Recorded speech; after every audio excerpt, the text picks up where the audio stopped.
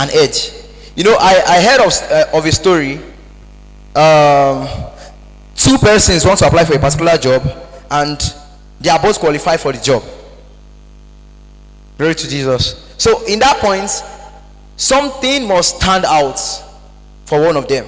And they just checked. They were just saying, just saw, I think, brother scored BSF this year, BSF. You understand? And that person was actually a believer. Just, they are both qualified. But this leadership which I'm seeing, especially church, let me pick this person. But suppose your CV never gets to the manager, it is off. Hallelujah. So we don't trivialize things like this. And that's why I said, as much as your prayer program is important, this is also very important. It's only if you are not working in the secular setting that you want to be working for the Holy Ghost. Like angels they will employ you. Angels will employ you, you sit down, you'll be given hallelujah. So what are we saying in essence? Please don't trivialize programs like this. Don't trivialize programs like this.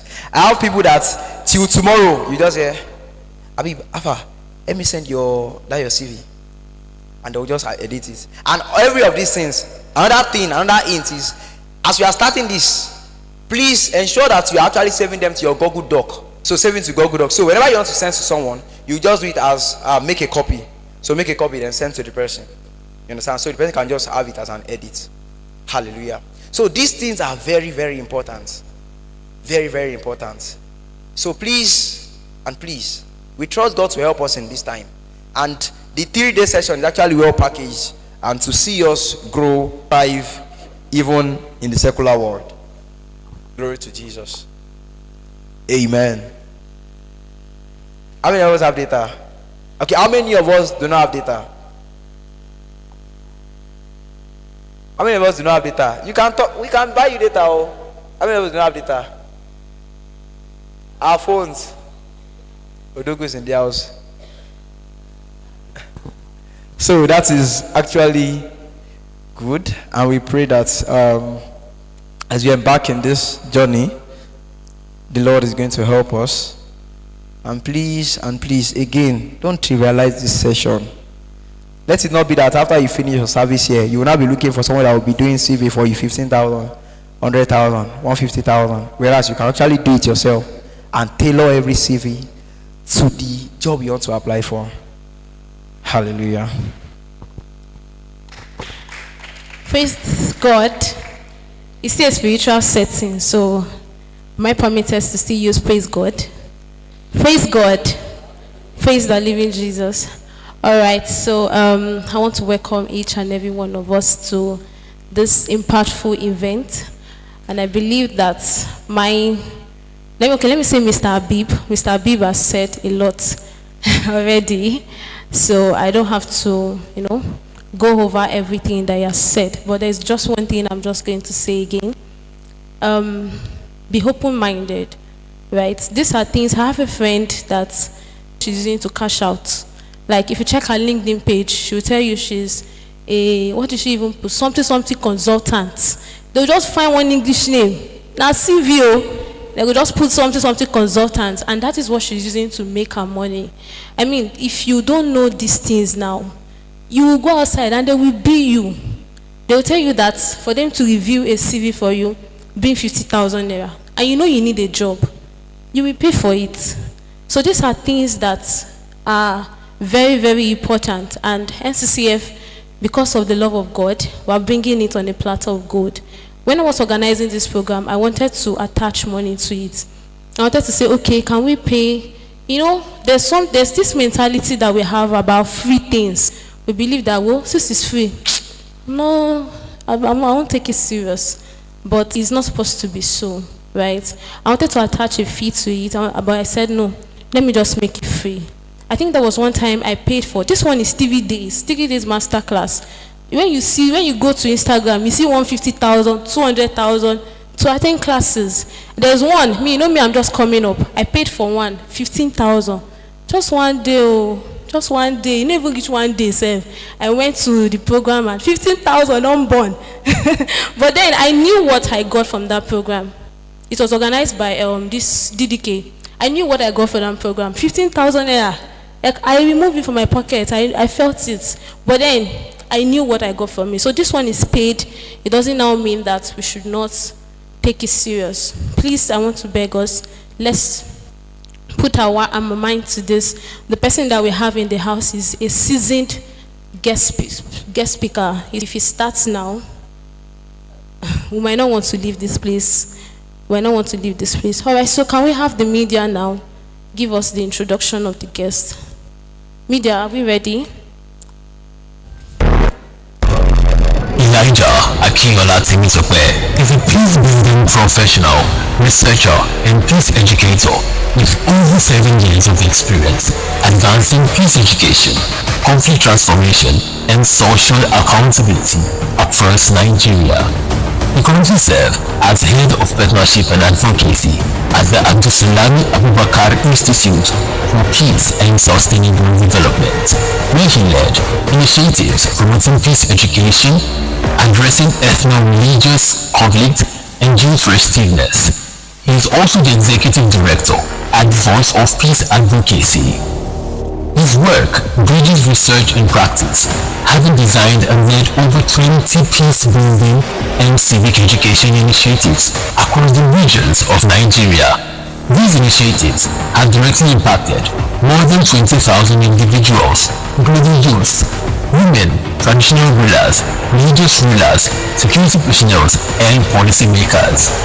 He has implemented statewide peace education programs, trained peace practitioners across Nigeria, and facilitated intercommunal dialogue between farmers and herders to mitigate climate-induced conflict.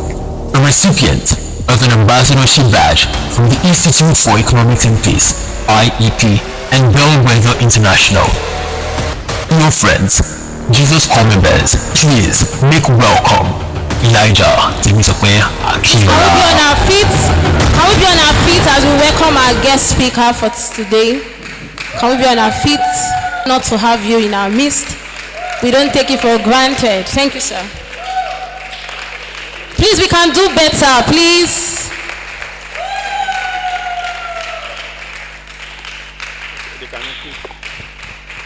Can we clap more for Jesus? Thank you, thank you, thank you. All right, let's be seated. I really want to appreciate the leadership of NCCF for inviting me for this important training.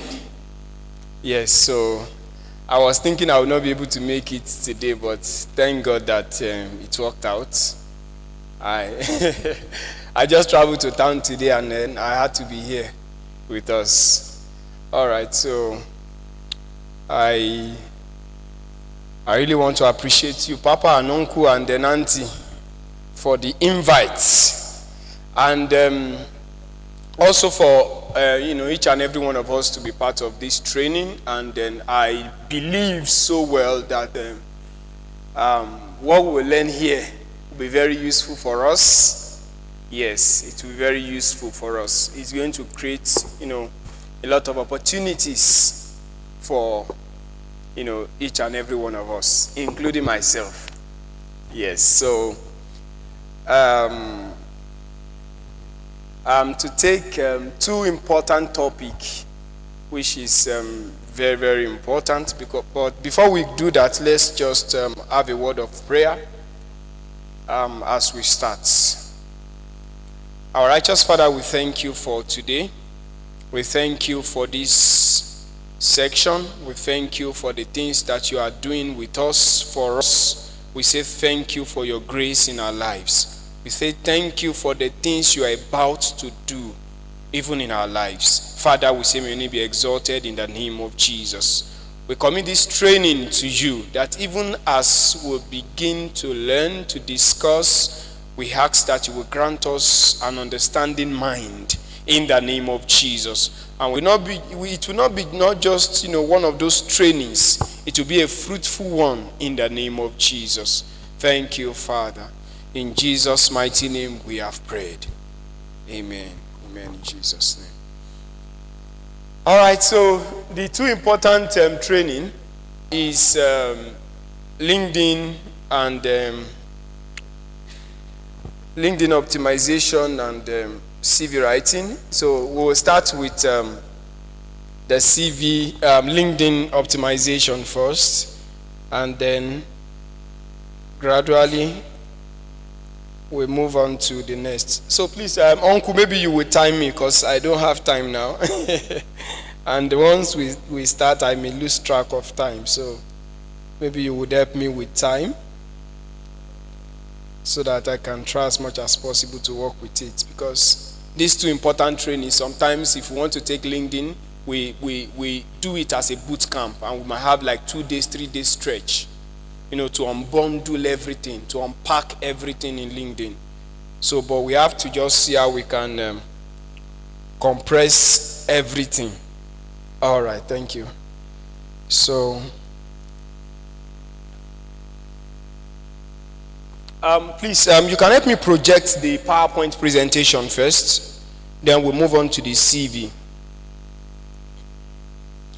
All right, the importance of these two important trainings, please, we are making it very discussional. So we are learning together, right? I was also a core member like you. I served in this house. I spent so we are here together. So let's just feel free to discuss. If there's anything that is not really clear, you can share with me. But going forward, I know that through this training, we are going to learn a whole lot of things that will help us. And there's a part of the scriptures that says something that it says, "Seest thou a man that lighteth a candle and put it under a bushel," right? He said that, put it on a lampstand so that everyone can see. He said, "That which I declare unto you in the secret," he said, "declare thou on the mountaintop." And then, there was a time some people were trying to silence people when Jesus was, going on one of his missions, and then they were saying, "Jesus, Jesus, why are these people shouting and all of that?" Jesus said, "Leave them, let them shout. I need publicity." Let them shout. At that time we don't have LinkedIn. I didn't mean LinkedIn was active then, and then Instagram and Facebook. Believe me, there will be a lot of tweet and retweeting for Jesus. Hashtags. So, but then he said, okay, in those days, what they use for publicity is, through, words and then shouting and all of that. And that was the only means of, publicity. And Jesus explored that. He said, don't ask them to keep quiet. Let them keep shouting. He said, even if you tell them to keep silent, he said, these stones, I will talk to them. All of them will keep shouting my name everywhere. So, publicity is very powerful and important. And that's why you will see that in the scripture, the Bible will say there are some places Jesus will want to enter. He has not gotten there, but his fame has entered there. How did he enter there? Publicity. So, they have carried. There was a time he did this, that. So, also, in this age that we find ourselves, everything has been, has been, revolving around technology, civilization, and all of that.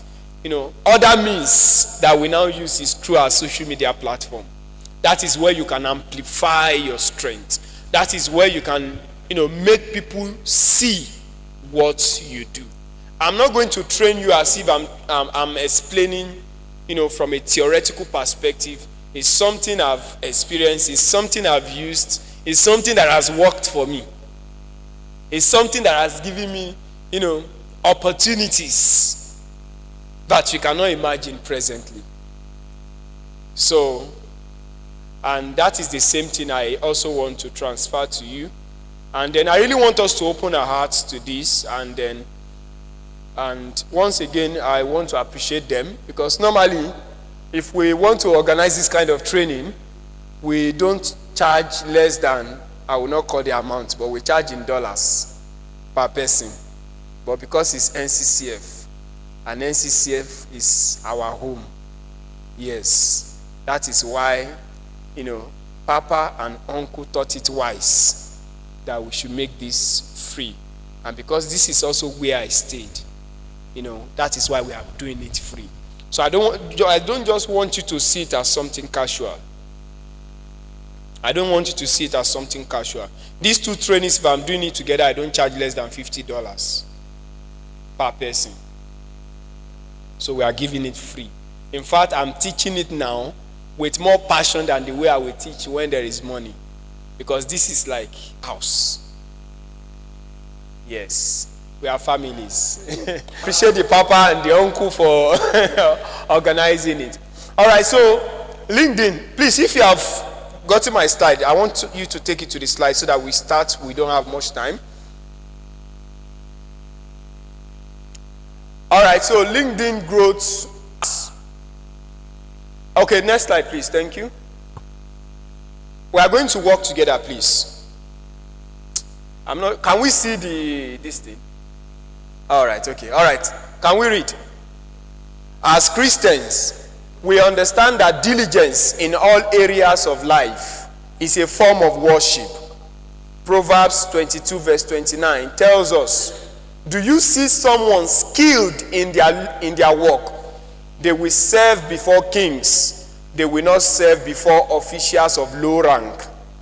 Today's professional landscape may look different from biblical times, but the principle remains. Excellence in our work opens door to greater influence and opportunity. So you can see that LinkedIn is a modern tool for showcasing this diligence and connecting with others who can recognize your God-given talent and abilities. So that is that. Next slide. The role of media. But before I move there, talks about, see thou a man diligent in his business. He will stand before kings and not before ordinary men. How do you show your diligence, your expertise?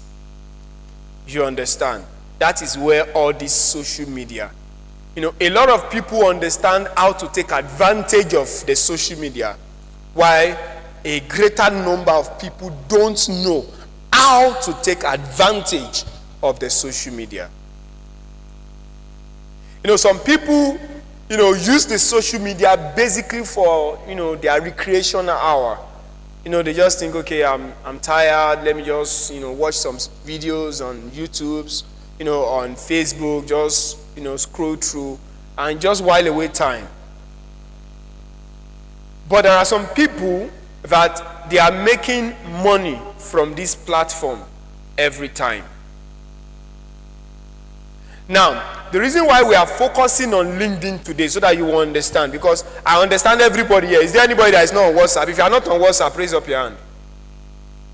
You are not on WhatsApp. It's problem. If anybody says not on WhatsApp, we have to solve that problem. All right. If you are not on Facebook, raise up your hand. Okay, we have one person. Okay, that's still understandably no problem. If you are not on Instagram, raise up your hand. Or just one person. Wow. Everybody clap for yourself. You have impressed me. You have been. So what we'll now do now, I will change the curriculum. We'll make it more advanced. All right, if you are not on LinkedIn, raise up your hand. Okay. All right. If you are on LinkedIn, but you have not engaged with LinkedIn or on LinkedIn for more than 1 week, for 7 days you have not touched LinkedIn, let me see your hands up. Okay. All right. Okay. Okay, good. So majority falls in that category. So, which means that some of us, we have it, but we are not really active. Now, let me quickly give you the difference between WhatsApp, Instagram, Facebook, X, and LinkedIn. Now, when you talk about WhatsApp, WhatsApp mainly gives you opportunity to relate with people that you know. People that you know. If you don't save their contacts, there's isn't it? So WhatsApp is for your family, your friends, people that believe in you and those that didn't believe in you. All of them are on your WhatsApp. The village people, everybody, they are there on your WhatsApp. You understand? Now, Facebook is just like as if someone is in a lost world. You know, Yoruba will say this.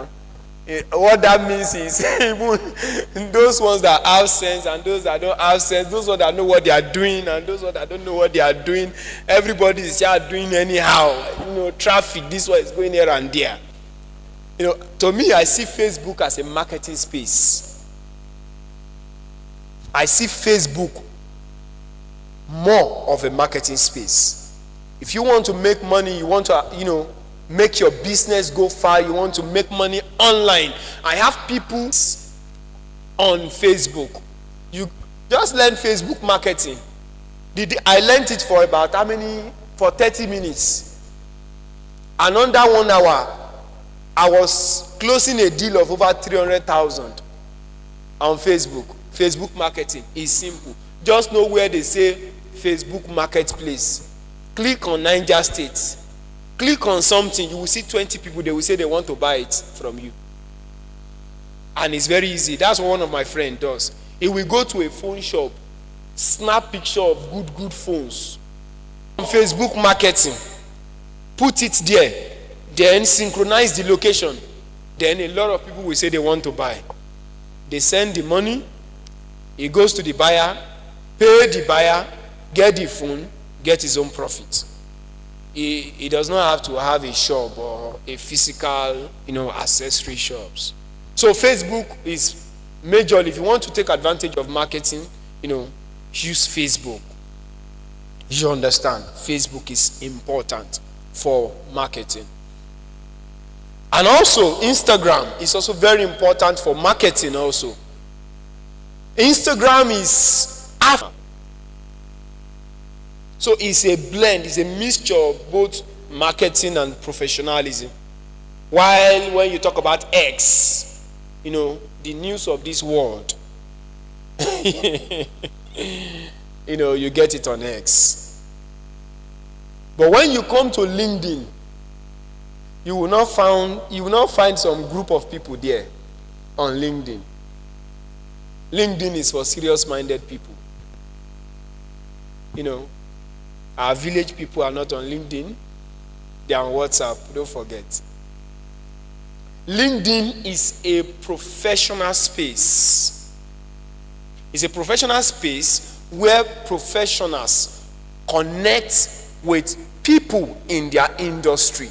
They connect with hires in their industry. They connect with experts in their industry. They connect with recruiters in their industry or in the industry they want to take on. That is, LinkedIn is not for play. That's why there are some things you will see on Facebook, you will never see them on LinkedIn. Do you know that if you go on Facebook or Instagram, it's easy for you to see happy birthday or WhatsApp, happy birthday. But on LinkedIn, it's very rare. Because it's for serious-minded people. So when we talk about LinkedIn, if you want to build your professionalism, you want the world to know what you are doing. You want the whole world to know your expertise and to be looking for you. Then LinkedIn is a go-to place for you. Important. LinkedIn is very important for you. And, moving forward, let's quickly go to the slides,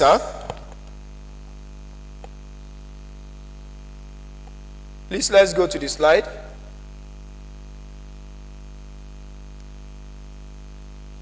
Please take it next. Why LinkedIn matters is where you are stopping. Why LinkedIn matters, please move. Yes. Go on. Yes. Okay. Now, I want us to read this in statistics. Please, can we all read it? Number 1.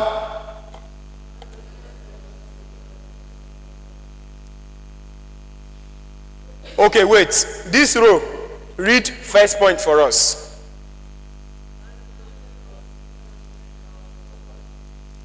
Okay, that means on million professionals worldwide. All right, this row, please, the next point.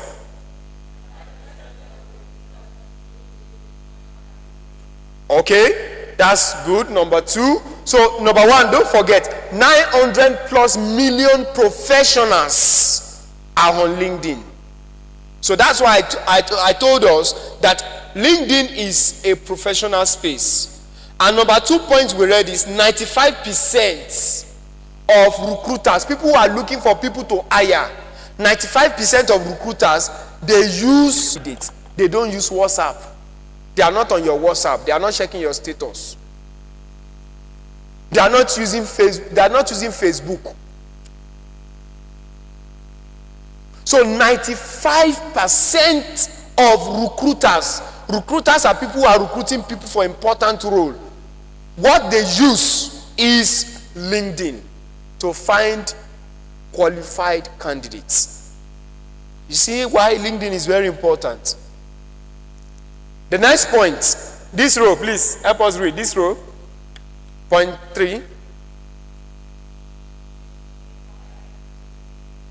So every minute, as we've talked now, 6 people have been hired from through LinkedIn. That's according to the algorithm. 6 people are hired on LinkedIn every single minute. All right, this row, please. Next point. That is LinkedIn. LinkedIn is your digital testimony to your professional stewardship. And it is a platform to reflect your values through your work.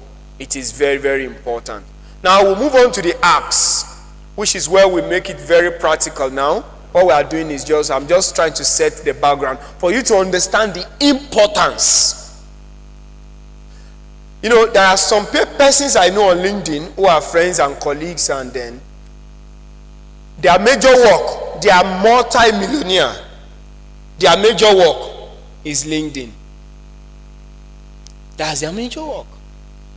They wake up in the morning, brush their teeth, wear good clothes, make a beautiful post. Then companies from different parts of the world begin to look for them and say, okay, please do this for us, do this for us, do this for us, do this for us. There are many of them online. They don't do 9 to 5 jobs. They work from their house. Some of them have their own personal office. They don't stress. They just build it. So that is why if you want to build your career, whatever skill that you have, the best space to amplify or to make people know what you are doing and to appreciate and to acknowledge is on LinkedIn. You know, I did some statistics. I said the way people post on WhatsApp, if that is how they post on LinkedIn, they will have gotten a lot of opportunities that will have changed their life forever. Yes. So you need to begin to redefine how you publicize yourself. Very, very important. Very, very important. So now, if your LinkedIn is perfect, is okay, if your LinkedIn, your profile is top notch, and you are consistent in what you do, I'm telling you, you will attract a lot of great opportunities. I will show you a lot of important, things. In fact, today, I still got a message from another organization outside. I think that one is in the US. We are working on a partnership. How did I get them on LinkedIn? It's simple. It's not a magic. It's just for you to know how to do it. We will do practical. So if you know you don't have data, maybe you look for someone. So that we need to sort everything. I just want to do all the talking for 30 minutes. Then the remaining 30 minutes we do practicals. Yes. And let me tell you something. Consistency is the key. If you want to make it, you want to build your professional portfolio on LinkedIn, you want to be one of the top creative voice in your industry, the key is just consistency. If you don't have that, resilient mindset to putting yourself out there and not be easily discouraged, I'm telling you, you cannot survive on LinkedIn. You will do it for 1 week. After that, you say, nobody is even commenting. You will go back. But the thing is it is one step at a time. You keep posting. You keep pushing yourself out there. You keep talking about the great things you are doing. One day, just one day, only one person will like your posts and they will reach out to you. That is where it all started. So what I'm trying to say is this, please, brethren. Let's see how we can build consistency. If you don't have that tenacious spirit in you, you cannot survive on LinkedIn. Because LinkedIn is a place where there is much oppression. There's no oppression on your WhatsApp. The oppression you see on your WhatsApp is small. When you when you go on LinkedIn, that's why you will see a 70-year-old boy telling you that he just closed a deal of 20.5 million naira.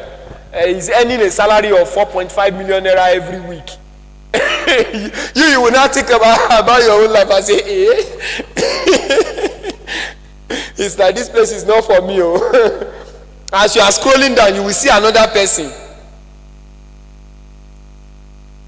So in LinkedIn, one of the things is you must not lose yourself. The focus should be on yourself. Looking at others should be to inspire you, not to weaken your belief in yourself. Checking other people's posts, comments, achievements should not discourage you. If you have the mindset that this thing is discouraging me, there is a problem. Because I've seen a lot of people who told me, Kai, he said oppression, the reason why I don't want to do LinkedIn, I don't want to give myself unnecessary pressure. I said, then you are not ready for excellence and a level of success. If you find yourself uncomfortable in a successful atmosphere, it's a problem. The person needs to check himself. So it is all about being consistent, being resilient. It's all about waking up. It's all about you doing, either you have a regimented system of showing up, of making the whole world see what you do. And one beautiful thing about LinkedIn is when you make your post, anybody can see you from any part of the world. For instance, I have connect across several places. And there are a lot of opportunities. I was sharing when we had meeting the last time. I was sharing some opportunities I had through LinkedIn, which are very important. Last month end, I was outside of the country for an important event that lasted for about 2 weeks. It was also through LinkedIn. It was through LinkedIn. All expenses paid. I didn't pay anything for flights. Not even hotel, not even feeding.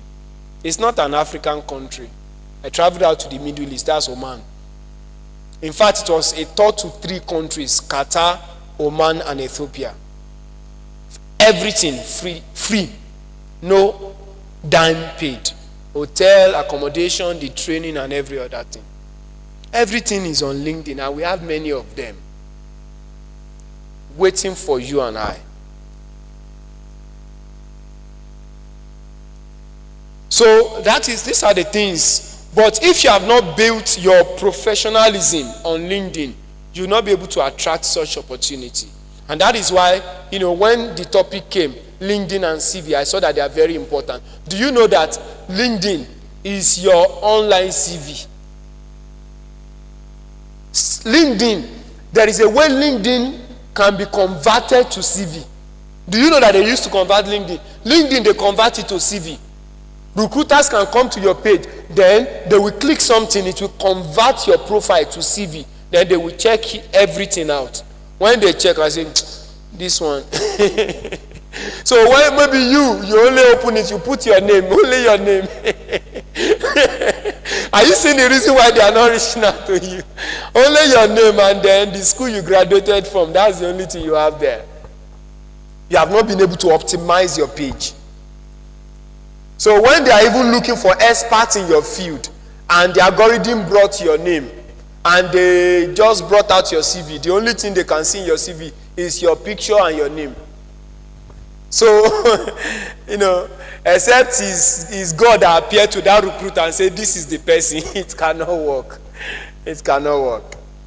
So that is why it's very important. LinkedIn optimization. So now, let's look at it. What are the things to build? What are the ingredients that my LinkedIn page needs that can make it attractive?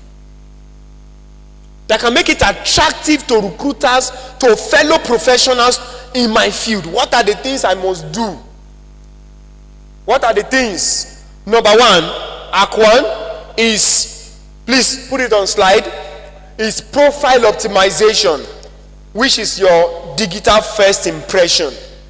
Your digital first impression is your LinkedIn optimization. These days I've seen a lot of people viewing, some directors, they will just come view. Last week I got a call, I got a message on LinkedIn, and the person just opened my profile and checked through. And LinkedIn, when somebody check your profile, LinkedIn will message you and say, so person checked your profile. And sometimes if you are not on premium, LinkedIn will lock the person. You will not know the person. Except you are on premium. So I just saw the name of the person, that so person checked your profile. Then 2 minutes later, the person just sent me message directly that, hello, so and so, please, I have an engagement and I would like you to serve as one of the blah blah blah blah blah and all of that, the payment and every other thing. What gave the person the impression that I can do the job? The person went through my page first, checked all my activities, looked at everything, and was convinced that this person can do the job. Then he messaged me. We didn't know each other. We have never seen each other before. I don't know him from anywhere. Person just messaged me. Unfortunately, I was also in another engagement, so I had to tell the person, I'm very sorry, I will not be available and all of that, blah, blah, blah. I just told the person, next time we can work together, maybe next year. I'm close for the year. So what are we saying? So your first page is very important. So that's why number one is your professional headshots. Picture. You need a professional headshot. Can I tell you the truth? Apart from, I'm going to give you 2 major things. Now, when we talk about professional headshots, how do I explain this thing? You will open your LinkedIn, everybody. Because I think it's time for the practical now. This is 30 minutes. Can we open LinkedIn, everybody? If you have LinkedIn now, all of you that say you have LinkedIn, you open the LinkedIn now, we'll see everything, and I will check everything. So if you have opened it, can you search for my name?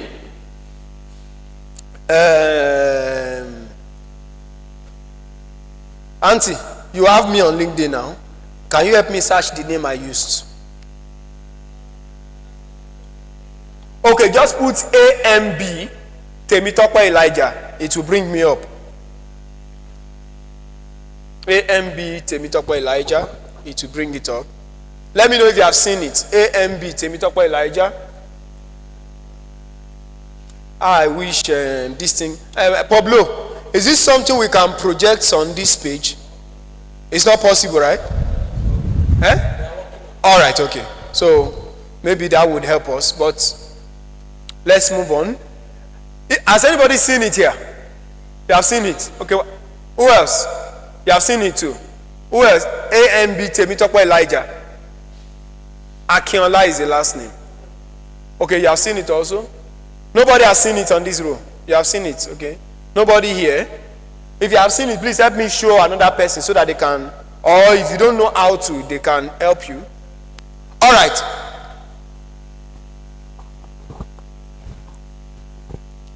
But don't worry, once it's up on the screen, then we will quickly switch to your own so that you will know what to do and how to go about it. All right. Please, everyone, am I making sense, please? Is anybody into website development here? Are you good at it? Okay. Okay, I will send you something. Okay, Auntie, you will help me forward this later. Help me forward. There's an opportunity for website developer. I've sent it to you, so you can get it from her. All right, so let's move on. Please hope I'm making sense with all I'm explaining. Am I boring you? Okay. All right, so now if you open my profile page, this is what you will see, right? Now, when I talk about my professional headshots, my professional headshot is that picture in that circle. This thing in this circle, that's my professional headshot. It can be an headshot or a CU shot. So we can all see it. So you must be able to snap a very good and nice picture for your professional headshot. Okay, it's up. Okay. Is there a way we can zoom or do something to zoom it out so that everybody can see it more clearly? So maybe we can now leave there and go to our own. Let's go to our own page. I want you to, do you know how to go to your own page? Do we know how to go to our own profile? If you don't know, let me come and show you. You want to go to your own profile and you need help. Please, we are helping ourselves here. If you know you don't know, let me quickly come so that I'll show you. So go to your own profile, everybody. If you don't know how to go to your own profile, tell me, let me come and point it to you. You don't know how to go. Network. Yours was exited. Restricted. Okay. Okay. All right. You can just sit with someone that is not restricted so that you can. Anybody that doesn't know how to go to his or her profile? Anybody? Who would want me to use his phone or our own phone for practice? No, you are already into LinkedIn. I think you are into LinkedIn.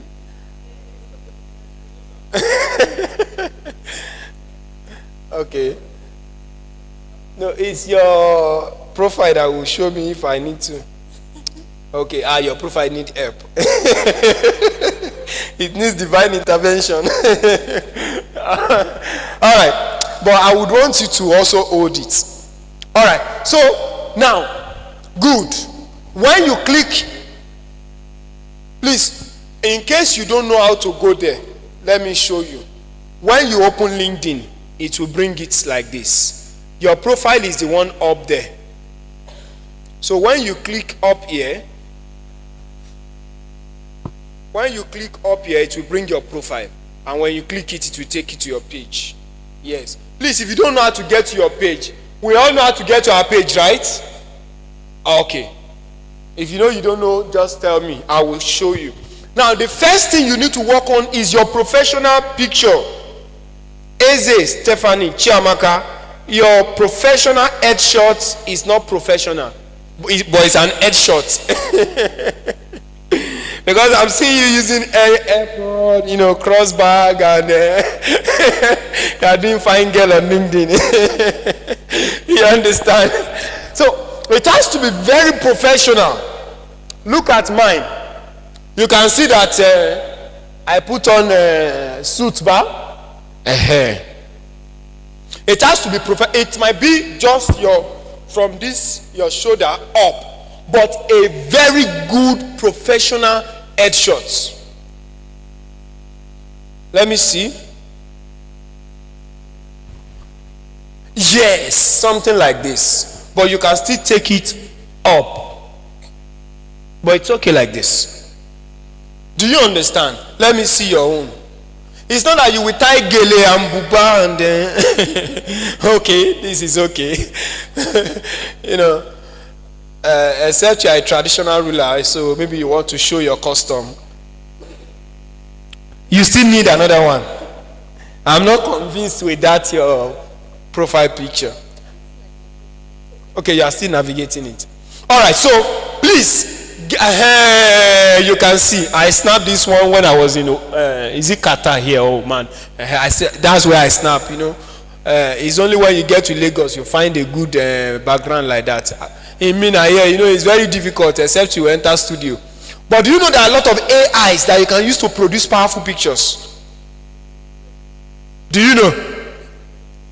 I can show you the previous picture I used. If you are conversant with my profile, there was one picture I used that I was using suit. It's not it's AI generated though, but you will never know. There are AI tools you can use. You will just put your old picture. You will now tell it and say generate a good picture. Even ChatGPT. Put that your normal facial picture. Put it in ChatGPT and tell ChatGPT that okay, ChatGPT, I need a new professional picture with this same face but wearing a blue navy suit. You give it your description, ChatGPT with a good background, ChatGPT will generate it for you. It will shock you. Yeah. Nano Banana and all of those platforms, they do it. It's as if you don't have money to go to studio. But if you have the money to spend, there are people, I know of some of my colleagues, they go to studio basically to snap. They are, you know, some of us, we do photo shoot for birthday. They do photo shoot for LinkedIn. Because 80% recruiters are first, you know, attracted by your picture. The first level of attraction to you is that your professional picture. So if you just put the one that you wear, maybe the way I'm dressed, like I just traveled down, so and this is my house, so that's why I'm dressed like this. So you just dress like this and you do like this. No, they know that you are not ready for business. You understand? So go, wear nice suits, nice gown, pack your hair very well. Not the one that maybe your hair is scattered and that's the one you put on LinkedIn, no.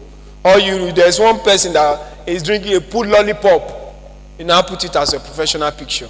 Even if you are the recruiter, will you recruit yourself? So that's the problem. So that's number one. So let us work on our professional picture. It's up now, right? Okay, this is okay and manageable. Please, so for those, do we know how to change our professional picture? We know how to do it, right? When you click on it, it will bring out is it that change another picture or something? Let me have you opened it? Don't worry, you are there.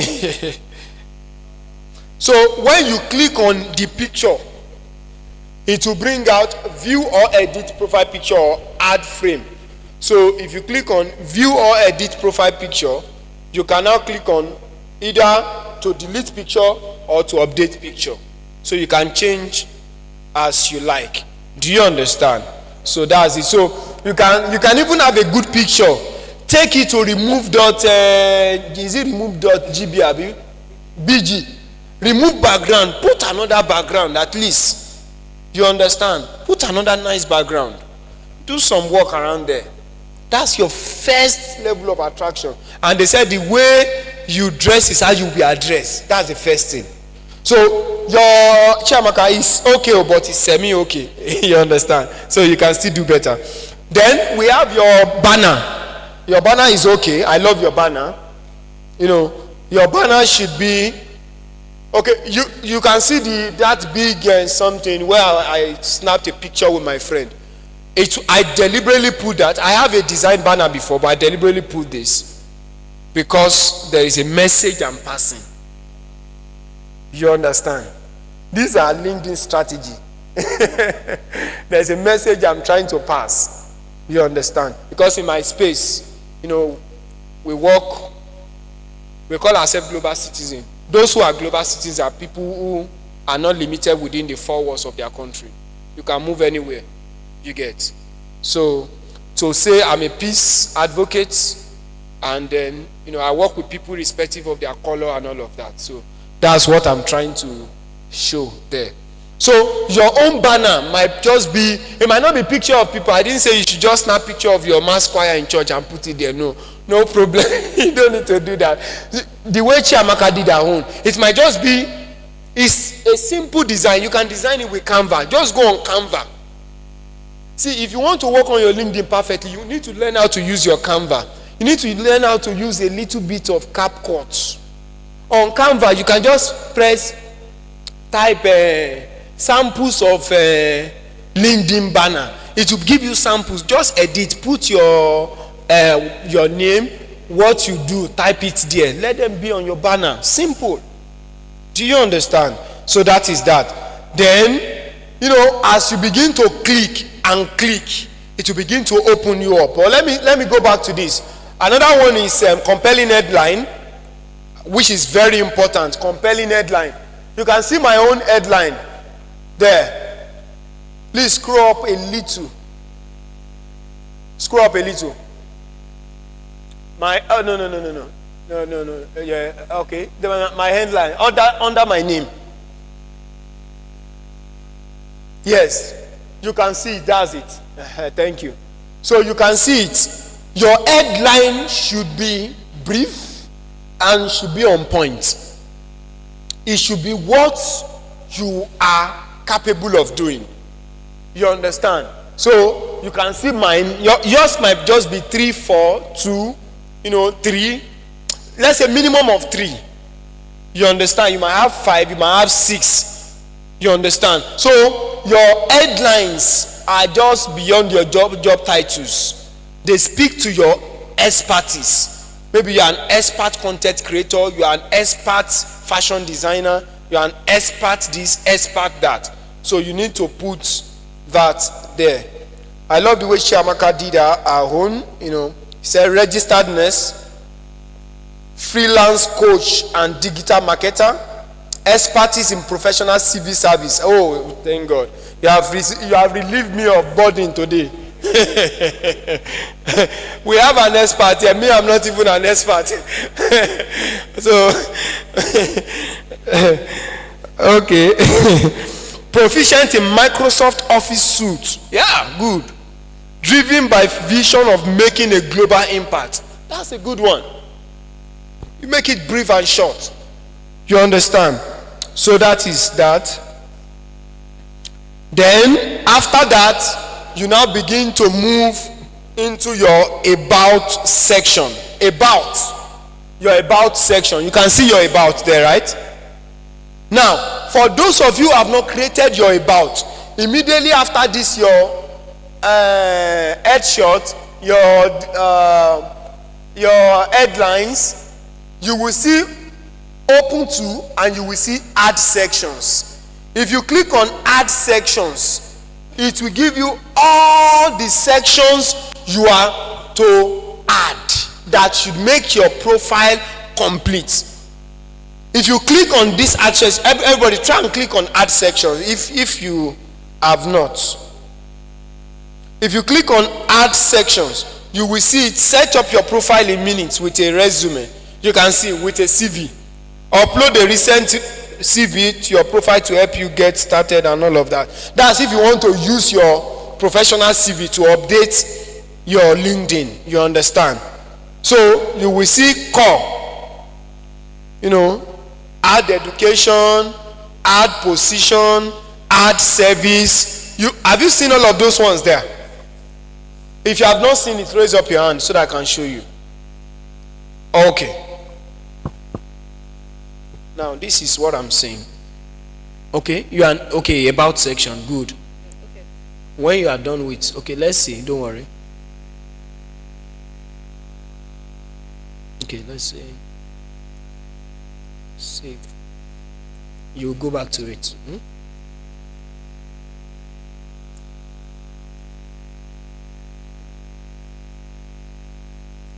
This is it, right? Now, all this section, this is add section I'm talking about. It will give you all the things you are supposed to add. Have you all seen the add section? All right. So the next thing you are supposed to click immediately under your professional headline is add sections. Just follow the prompts. It's easy. Add this one, add that one, add courses. You know, the first one, which is core, you will see core, C-O-R-E. When you click on that core, a list is under it. Add education, add position, add service, add skills. The ones you know you have, add it. The ones you don't have, leave it. Then when you click on recommended, you will see all the options under it. When you click on additional, you will see all the things under it. That's as simple as that. So when you scroll down, you will see the about section. You will see about. So when you click on the pencil icon, you can now edit it or write it. It's as simple as that. Hope I'm not confusing anyone. If you are not there, let me know. Let me show you. You are not there. Okay. Now go back to your. Now this one, you know how to add picture. When you click this plus, it will go. This one, when you click plus, it will go. And this is the add section. So if you click on core, you will click you can add the ones you know. Click on recommended. After you are done with this one, it will bring options to add. Click on addition, it will bring. When you are done, you come back. When you go down,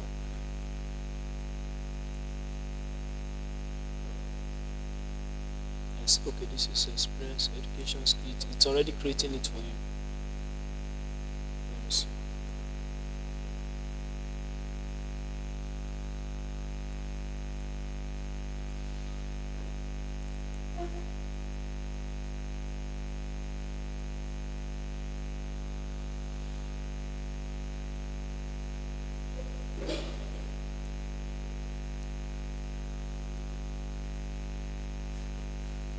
Did you get it now?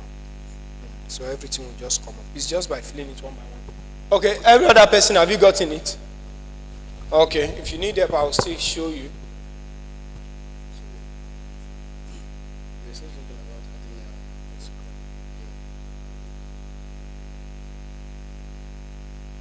Anywhere you see this, that pencil side, the thing is all about just you navigating it. Anywhere you see the pencil side,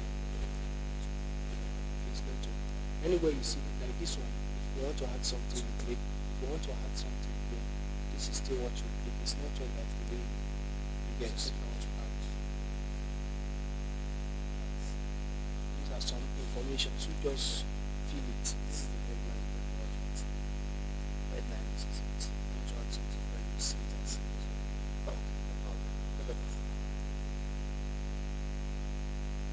okay.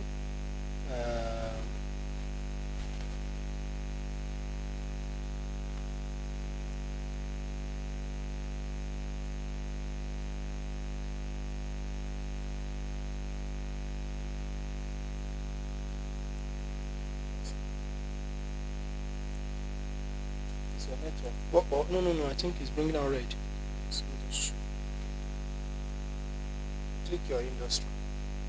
What industry are you? Anybody needs help? What's your name? Deborah.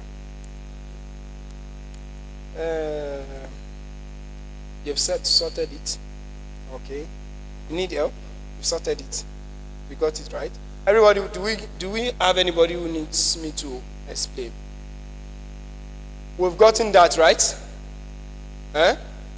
Most what? Okay, your network.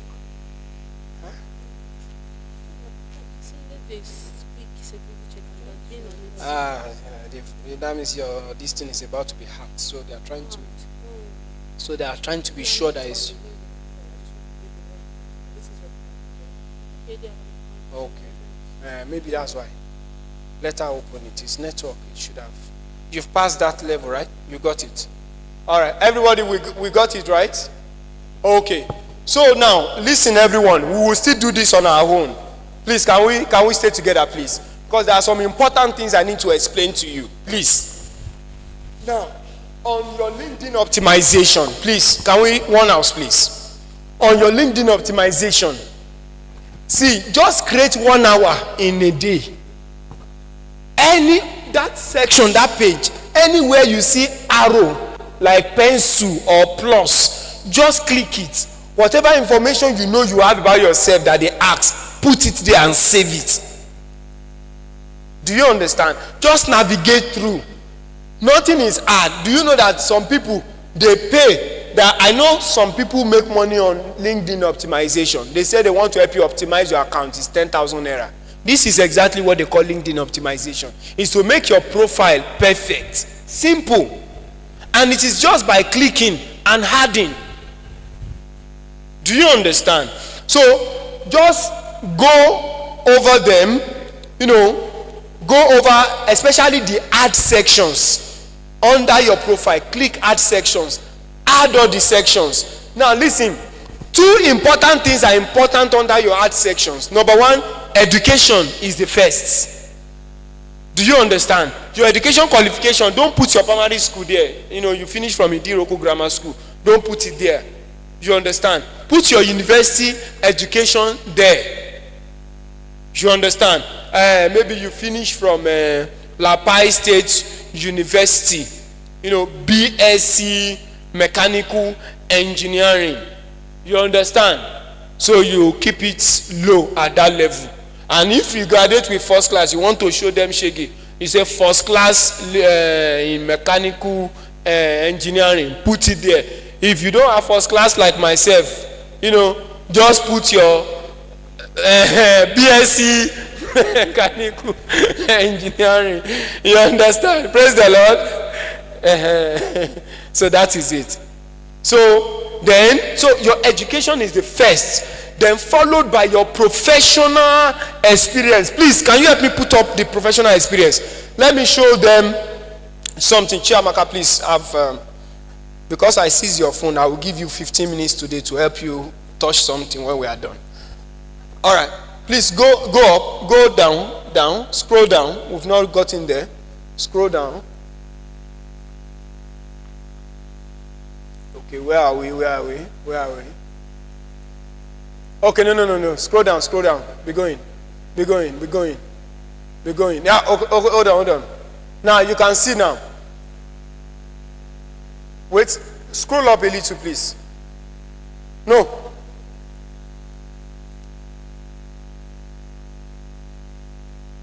Okay, please go down. Yeah. So you can see this one, it starts with my experience. You get my professional experience. I didn't start with my education. I think my education should be under my banner. That's why I placed mine. So you will see there my professional experience. So you will see project lead, Niger State, beyond conflict. Now, like I told you, this LinkedIn is just like your CV. So when you are writing your professional experience, like maybe, please, who can give me a professional, Chiamaka, what professional experience do you have so far? You have given how many people injection over the all right, give me one of your experience, the places you have worked, or volunteer, or maybe online or offline. Do you have any places like that? Okay. No, the place where you worked. UN. University of Nigeria. So let's say she wants to add that to her professional page experience. UCH, UNCH Teaching Hospital. She will not just say, what role did you play there? Were you a lab attendant or what? Okay, nurse. Okay, nurse. Okay, she's a nurse. So she will put UNCH and blah blah blah registered nurse or something, you will not just stop there. You need to now tell us what are the things you did. You understand? If that role is already closed, maybe you did that role in the past. So when you are writing about what you have done, it should be in the past tense. Maybe served as a nurse, conducted daily, ward surveillance or whatever people do. Treats over 500 patients every minute. I don't know if it's possible. You understand? So treated, it should be in past tense. You need to say something about your professional experience. Do you understand? So don't just write it as if you are listing only the place. You will see mine, when you are adding that section, LinkedIn itself will give you the breakdown, the place you worked, the year, the things you did. You have to add it. So by itself, it will organize and arrange it for you. So that's why you will see even the skill that you use, everything will be there. So you will see all my professional experience. Please scroll down. Let's see them. You see partnership, advocacy, and grant officer. I'm still in that role currently. Executive director, voice of peace advocacy. I'm still in that one. Community mobilizer, Amnesty International. Deputy director programs, path to good governance. Click on under show 10 more. Show 10 more. Training facilitator.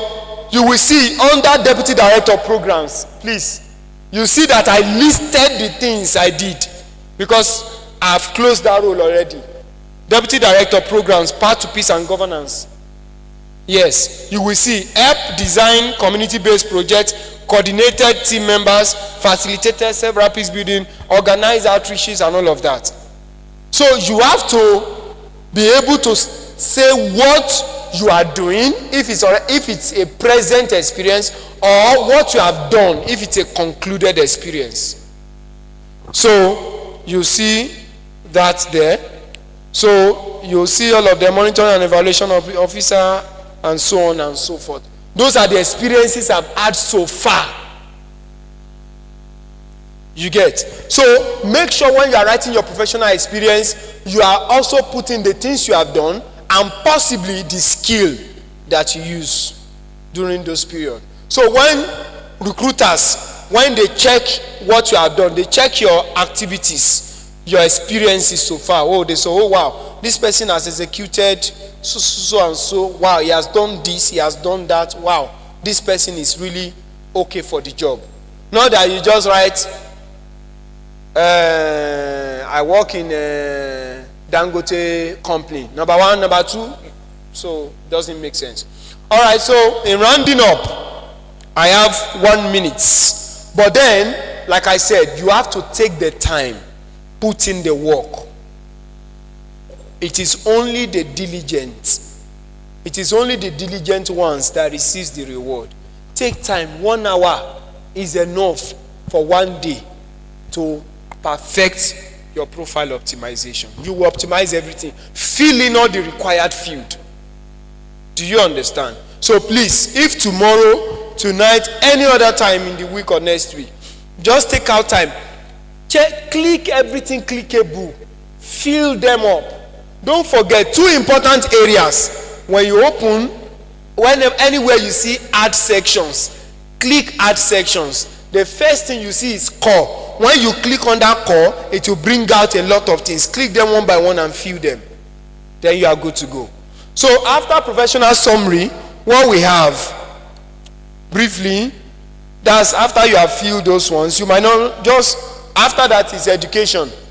You see education is there. After education, your license, your volunteering, yes, your skills and all of that. So those are just, the summary of everything you need about LinkedIn. Then, on a practical note, please, I will say, on a practical note, please, can we listen? Now, all what I've told you now is just the theoretical part of it. Now, let me tell you how to make it big on LinkedIn. If you want to land yourself a great opportunity on LinkedIn under 1 week, there is a way to do it. It's very easy. Very easy and simple. Do you understand? If you want to get yourself, you want to land yourself a lot of opportunities on LinkedIn. If not that my profile is not connected, I will have showed you my personal inbox on LinkedIn. Then you will see what I do and how I do them. Do you understand? But then I will explain it to you with what I do, how I get connections. Do you understand? I connect with people from different parts of the world.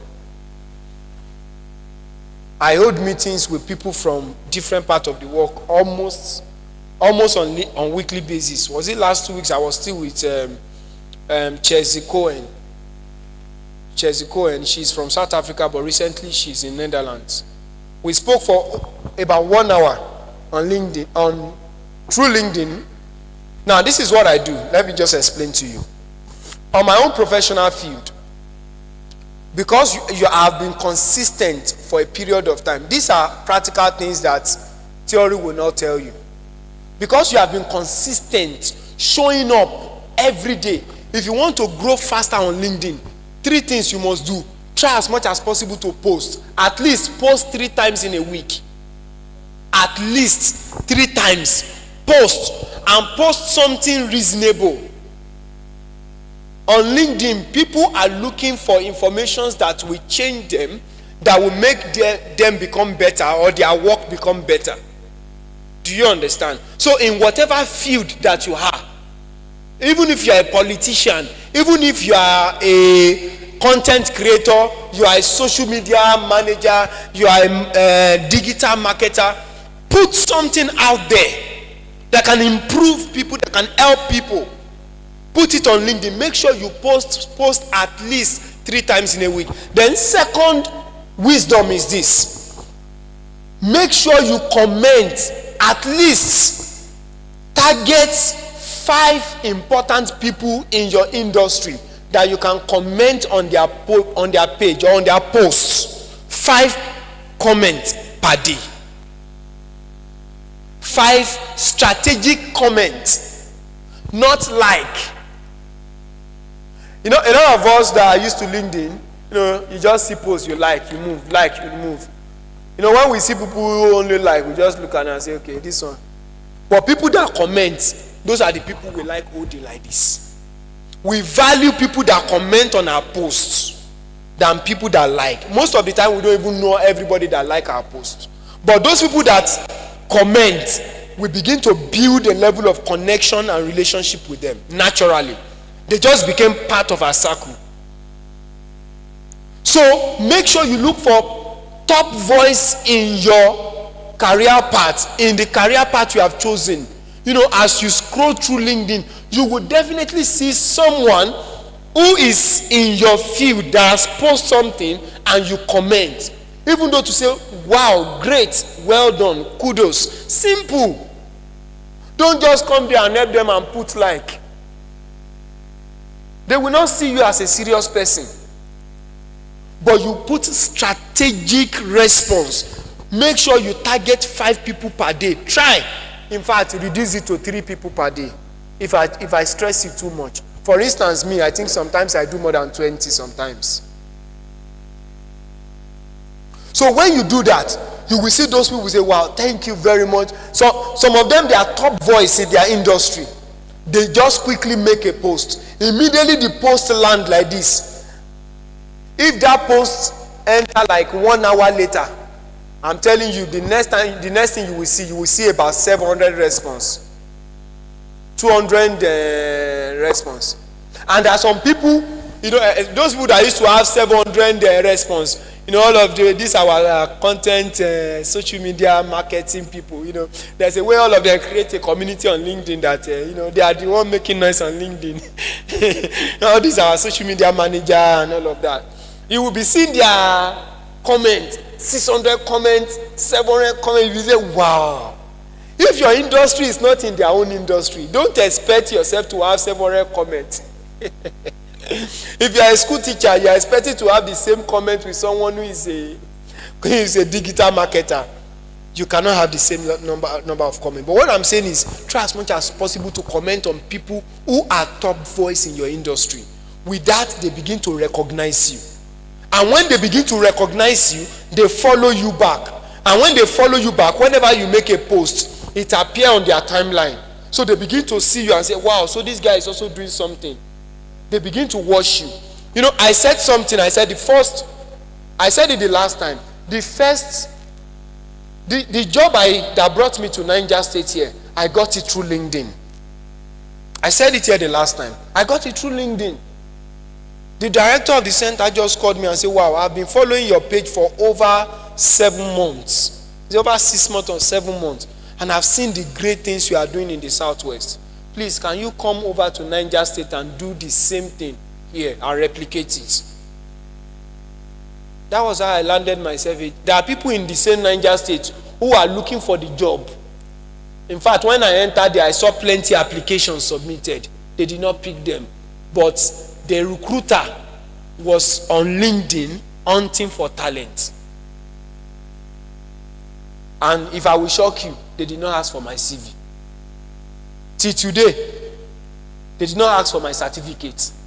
I didn't have a file with them. All what I have is my LinkedIn profile. So these are opportunities these things can bring to you. So comment, look for leaders in your industry, directors in your industry. Comment on their posts. Do you understand? Now, another thing I do, I know my time is up already. I will say I will augment that time with the CV. Please, listen. Did you get the first thing I said? I said comment, right? So if you are commenting, you can just easily like and comment. It's easy. Liking is 1 second.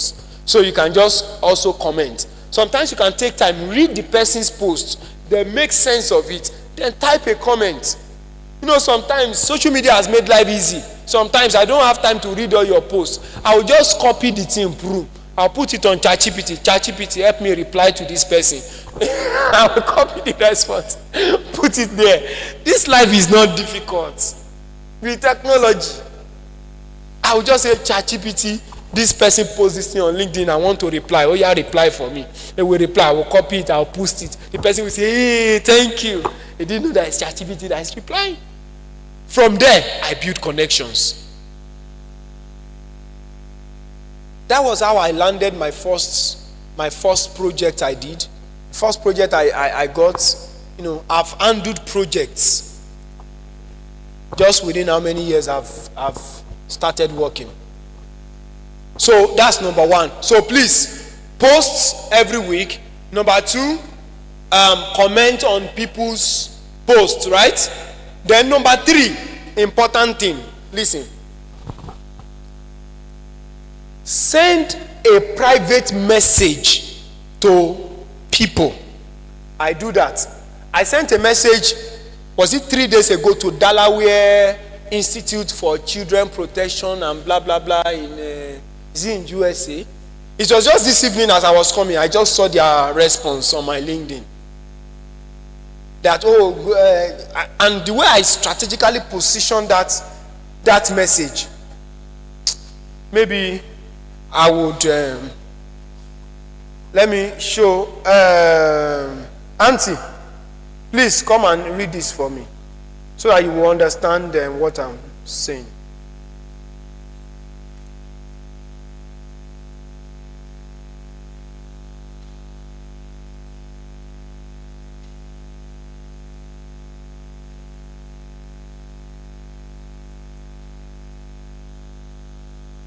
Okay, the headquarters is Nova Scotia, but this is the.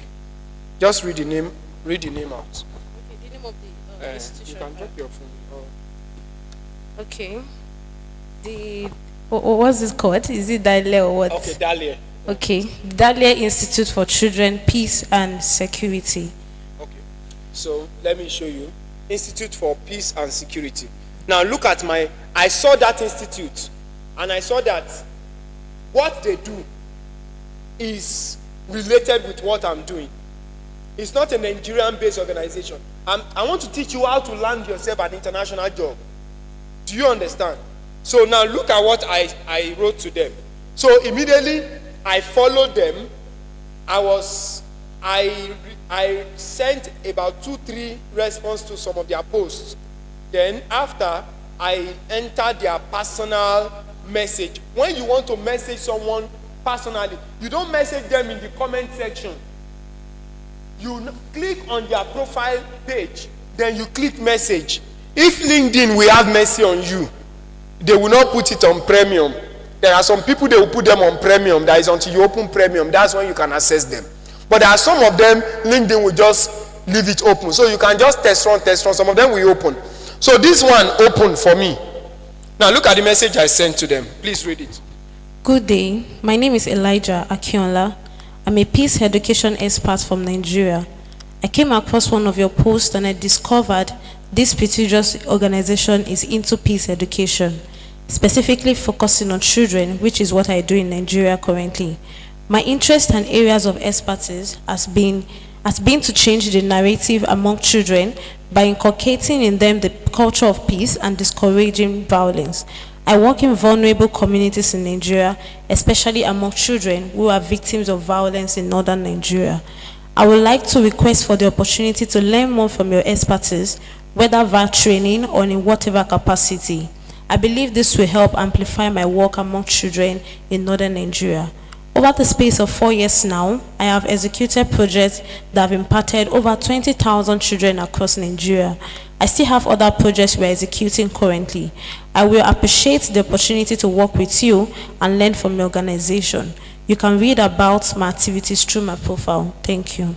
So what was their response? Dear Elijah, thank you for reaching out. Could you please send me an email at so. Thank you. All right, thank you. So I sent this message on Wednesday, and they just replied to me today. So what I did was I studied a particular industry. I wanted to work with them. It's not a Nigerian-based industry. So I saw that what they are doing is a little bit in line with what I do. So I crafted a message to see how we can work together in partnership. In case they are thinking of entering Nigeria, even if they are not thinking of entering Nigeria, I'm trying to push them to do something in Nigeria. And if they would want to do something in Nigeria, guess who they will call? They would need to reach out to me. Because I was the one that called. It's just like the way Joseph was telling the king that there will be 7 years of famine and all of that. And he said, look for someone that is very wise, that can help you. And the king said, who can do it except you? So I was so private chatting them. If you don't know how to private chat people, raise up your hand on LinkedIn. You don't know how to private chat people. So that I can show. This thing is not that we are shy or somebody is trying to. If you know you don't know how to, so that I can show you. Okay, so I assume everybody knows how to do it. So try. Okay, somebody raise. Okay, all right. Okay, put up a LinkedIn, that LinkedIn page. Let me quickly show so that you can know how to do that. So my page, go up to my page. So for instance, you search for me, you saw me on LinkedIn, and you want to message me privately. Scroll up, please, a little. You have clicked something else. Scroll up a little. Then, have you seen message? That blue icon. Can you see message? Can you see it's immediately under my profile? Can you see message, following, and more? Do we see it? So please, click on message. Let's see if they will allow you. Beautiful, they allowed him. So now you will see the first one. Click on that first icon. They will tell you what you want. Maybe service or something. That first box. The first box. Click it. Maybe it's your network. It's supposed to bring either inquiry or something. But no problem. Click on write message. So you can now type message. Whatever message you want to reach out to the person for. Maybe it's an organization. You want to tell them you are into this and that and that. And then, if they are looking for best hands, you are capable of it. Just type message and click send. Then you get it. As simple as that. So sometimes these are strategic ways that people land themselves international jobs and offers. There are a lot of them that, I have gotten over time that I cannot, I can only show you that one. There are a lot of them here that I always do. And there are some that have sent message, I'm still expecting response. These are ways to do it. So you can send message to top voices in your field. They will respond to you. They will hear you. They will, once they see that, okay, you are good, you get yourself something better. So that is that. So let's stop there as we round up on LinkedIn. Any question? Thank you. Thank you. So do we have any question or something that is not clear? Under 2-3 minutes. Because I have like 30 minutes now to rush through.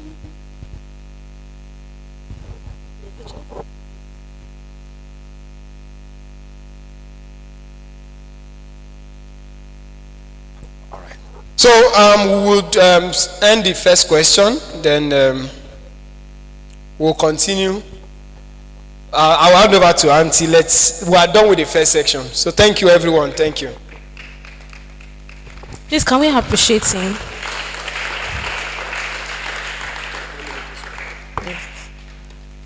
Please, can we do better?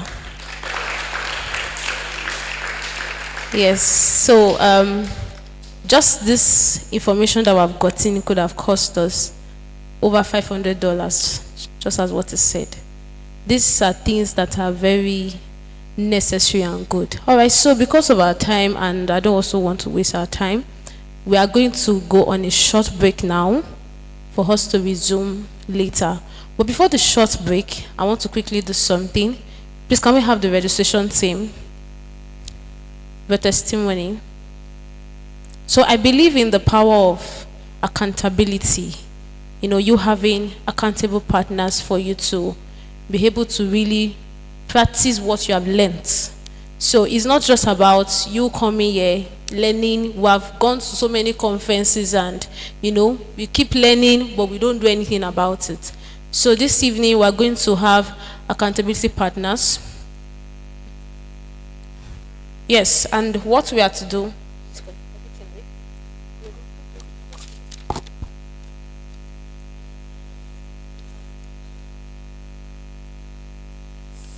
All right, so basically what we are doing is you are accountable to the person that you pick. And what are you supposed to do? You have to make sure that that person optimize his or her LinkedIn page before the end of next week, because I'm going to ask. So not just optimize, you're going to make sure that you are accountable for that person. You have to make sure that this person posts. Thank God we are all in family house together, right? So you'll be checking the person post. You make sure that the person posts. If the person doesn't post, the two of you, let me not say what will happen. So very quickly, we're going to pick the number. So whoever picked you guys are accountability partners. We are, NCCF is a place of growth, and that is one thing I like about my uncle. My uncle will always say, everything is not spiritual. There are things, if you go to corporate world, it's not shabala, you go and say to them, you pray, but that is not what, when they call you for interview, you will not be speaking in tongues in front of them. Show workings, and we are people of God that show workings. So we're going to pick a number very quickly. So just pick and pass it around. Okay, just pick. Don't pick. So open it. It's accountability partner, so married partner if come out of there anyway. But all right, very quickly, please open. Uncle, you are not picking. Sorry. Did you pick? Papa, pick one. Uncle is an odd number. We don't have his partner. Uncle doesn't have a partner. You have partner, pick. All right.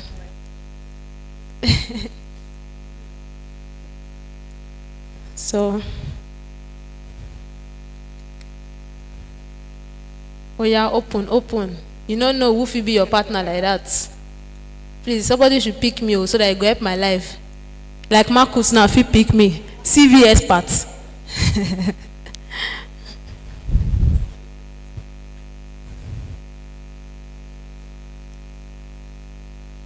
Pablo, have you picked? Mr. Obadiah. Mr. Obadiah. Mr. Obadiah. Are you it? Emeka, have you picked? Okay. So who has not? Okay.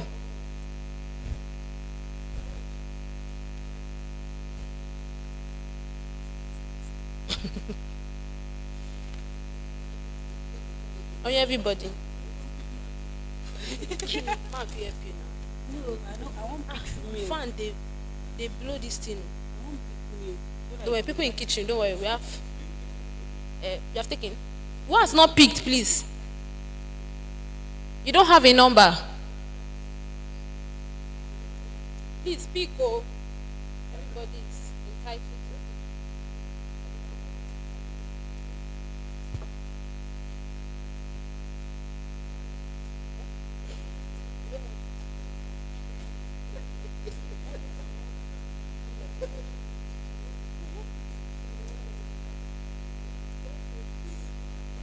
Please, who has not picked? I have one here. You have not picked. Okay. All right. So everybody, can we? Okay, I have two. Who has not picked?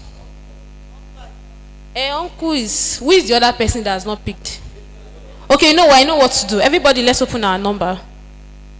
Everybody, open. Please, Marcus, please, can you help me? Just pen their names down. Thank you. All right. So who is number one? You're number one. Stand up. Just smile. Who is the second person? Yes. Oh yeah. Please, just pay them like that. So 1-1. You're accountable to each other. Number two. Who is number two? Okay. Who is the second number two? Noble and who? Noble and Eunice. Oh, nice. Okay. That's very good. Who is number three? Number three. Sister Lizzie and who? And Power. Sister Lizzie and Power. Number four. Who is number four? Okay. Sister Victoria and who? Okay, Sister Gift. All right. Roommates. Roommate goes. All right. Who is number five? Who is number five? Okay, make her and who? Oh, Oluwa Road. That's good.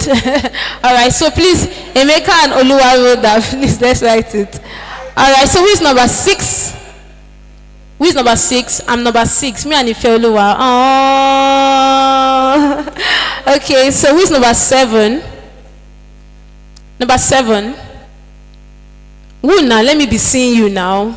Testimony and who?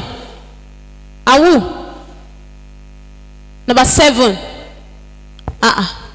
Number 7, no day. Testimony and who? Okay, let me join testimony and maybe testimony and Mr. Abib. I'm coming. Wait, so let me check first. Okay, so testimony and Mr. Abib can actually pay. All right. So which number 8? Number 8. Very quickly, please. We don't have time. Number 8. Okay, gege. Tuminino and Mr. Didi. All right, so who's number 9? Number 9. The great and who? The great Elizabeth. And Anu, right? Okay, nice. Number 10, Sister Deborah and who? Okay, Sister Favor. Sister Deborah and Sister Favor. See her here. See your partner here. So pair. Number 11. Who is 11? Amaka and who? Marcus and who? Nice. Okay. That's good. Number 12. Mama and who? Who is number 12? Who is number 12? Okay, Sister Dami and Mama. Sister Dami and Mama. All right. Number 13. 13. Okay. I think I have 113 here. So just wait. Number 14. Okay. Jibogu and Toss. Nice combo. Jibogu and Toss. All right. Number 15. Papa and Wu. Okay. All right, sir. So please let me note it. So what's the name? Sorry. Mr. Victor. Papa and, sorry? Favor. Mr. Favor, not Victor. So Papa and Mr. Favor. Number 16. With 16, Preyo and Wu. Okay, Prosper. Preyo and Prosper. So you guys are partners. Number 17. With 17. Bogebe and Wu. People here, then wait till be una number. 19. With 17. Bogebe and Wu. Okay, so you know what? Bogebe and Sister Mary we pair together. Bogebe and Sister Mary we pair together, so they are partners. 18. With 18, Sister Yanuayo and Wu. And Pablo. Nice. Sister Yanuayo and Pablo. Then 19, the last number. Esquire and Destiny Joseph. All right, so Esquire and Destiny Joseph. I think that's the last number. Is there anybody that don't have a number here? Anybody? Okay, so who is that? No, I'll sort out kitchen people. Don't worry. I'll sort out kitchen people. I'm going to pay them. All right, so we have till 7:35 to return back to the hall. So you can stretch your leg. By 7:35, we'll return back to the hall. Thank you.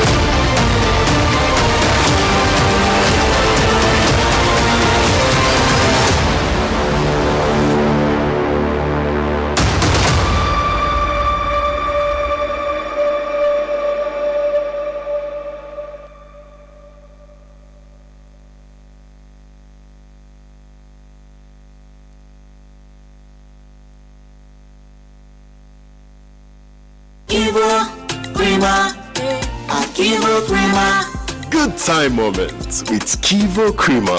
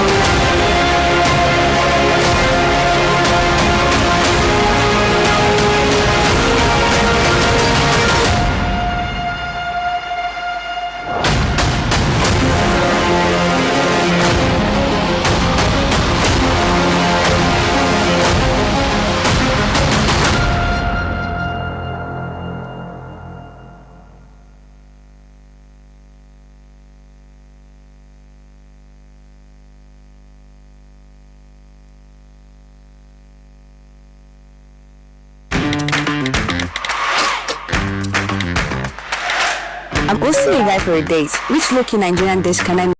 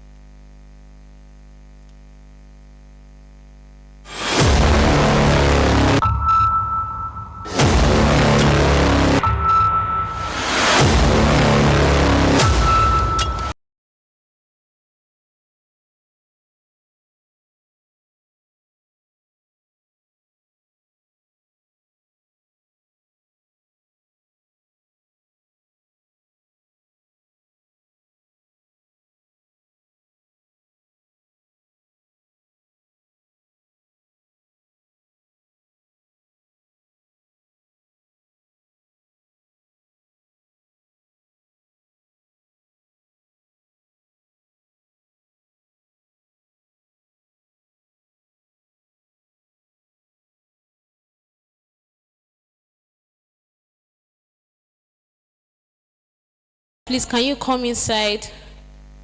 We're starting the next section now.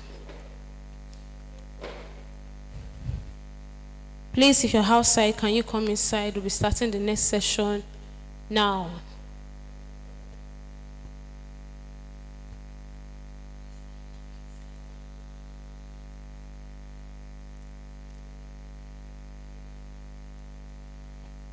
Will they mimic me? All right, so please let's come inside. As you're coming inside, open your phone. Kindly repost the link that we are live to your status now. It's an activity that we all have to do. We are live. It's on the page, it's on the WhatsApp family page. Let's all post it on our status that we are live now. It's time for CV writing. It is also very important that we have to know about this. So please, let's post on our status now. Everybody, as we're settling down, let's post on our status that we are live. Let's post on our status that we're live. I'm waiting for also. Please, if you have a friend or your everybody, if your accountability partner is not here, go and bring them. Sharp. Go and bring them. Go and bring them. You are accountable for this for that person. If your accountability partner is not here, go and bring them. My own is here. Thank God. All right. Please go and call your accountability partners. Everybody. We are starting now, and make sure that you post on the group, on your status. We are live. Please kindly post it. Kindly post it. Everybody is an activity that we have to do. I'm waiting for also because I'm calling the guest minister now. The guest speaker is coming up for CV writing.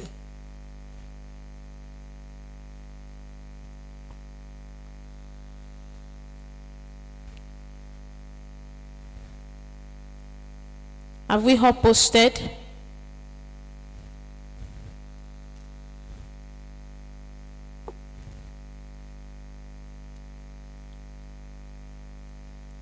It means everybody seated there, your accountability partner is here.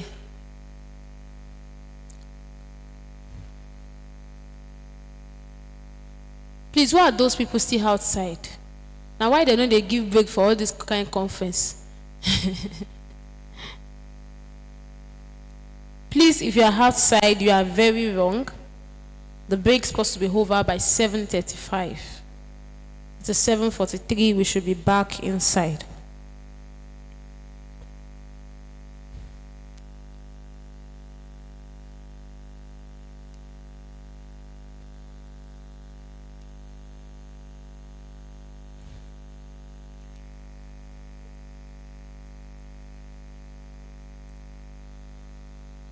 Still waiting.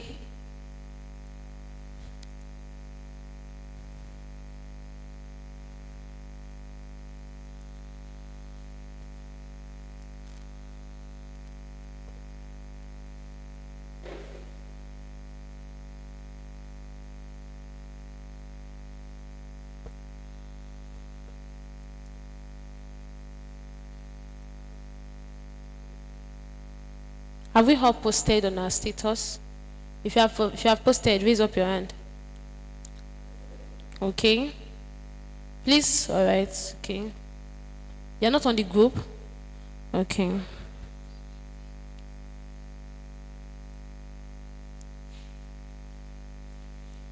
Pablo, please, can you help me add a follower to the family group?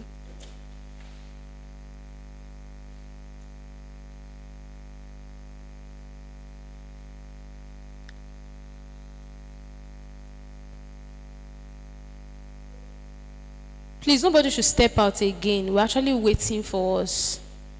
We are waiting for us.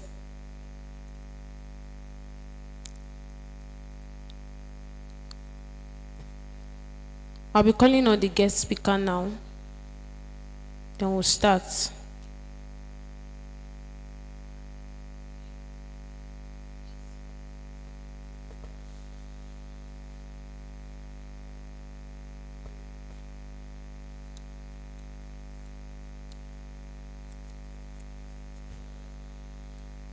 Okay, so can we be on our feet as we welcome our guest, Prof. T.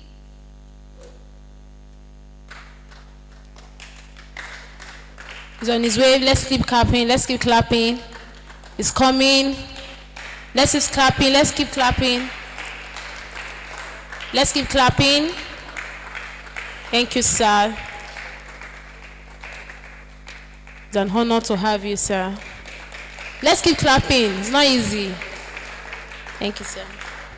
Thank you. Let's be seated. Thank you.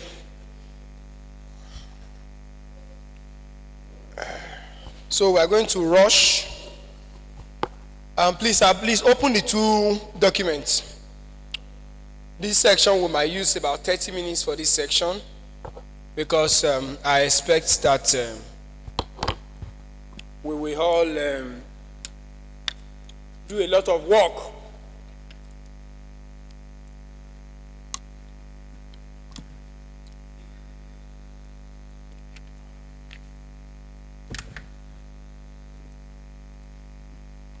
Okay.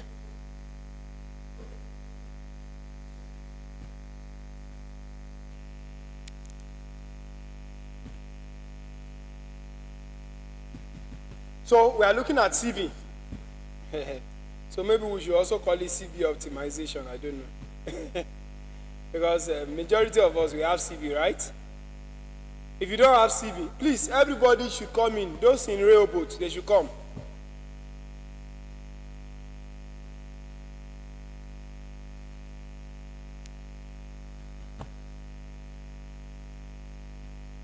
Because these are important things that they need to learn. You cannot land yourself a good job without a good comparison.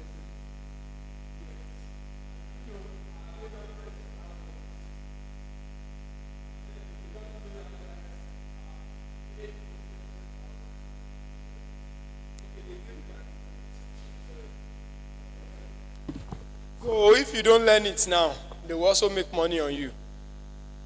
It's very, very easy. So please, I want you to learn it practically and then also try as much as possible to work it out. All right. One thing I emphasized the other time is this. Carve a niche for yourself. Please don't forget, it's very, very important. Carve a niche for yourself. One should look at you. What's your name, please? Elizabeth. One should look at Elizabeth and be able to say few words to define what Elizabeth is into. I should be able to say Elizabeth is this is what Elizabeth is into. For instance, if you check my status or you enter my LinkedIn, there's one word that will always come out. One word. There's nothing you see on my timeline that one word will not come out, and that is peace. So you will know that I'm a peace building expert. So if you are looking for a graphic designer, you are in the wrong location. I do that as a side hustle.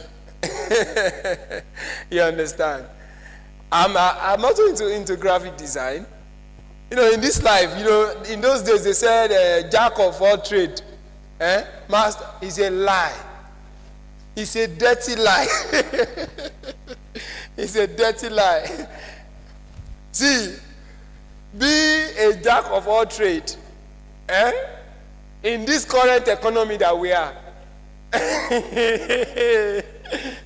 If you are not a jack of all trade, you are on your own. So it's very important to multitask, to learn a lot of things. You know, the Bible says, it said, cast your bread upon what? Upon one river.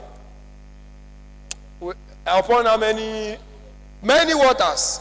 It did not say you should cast it only upon the Red Sea. So he said we should cast our bread upon many waters. So, jack of all trade. Learn a lot of things. People that believe in jack of all trade, master of none, all of them, coronavirus.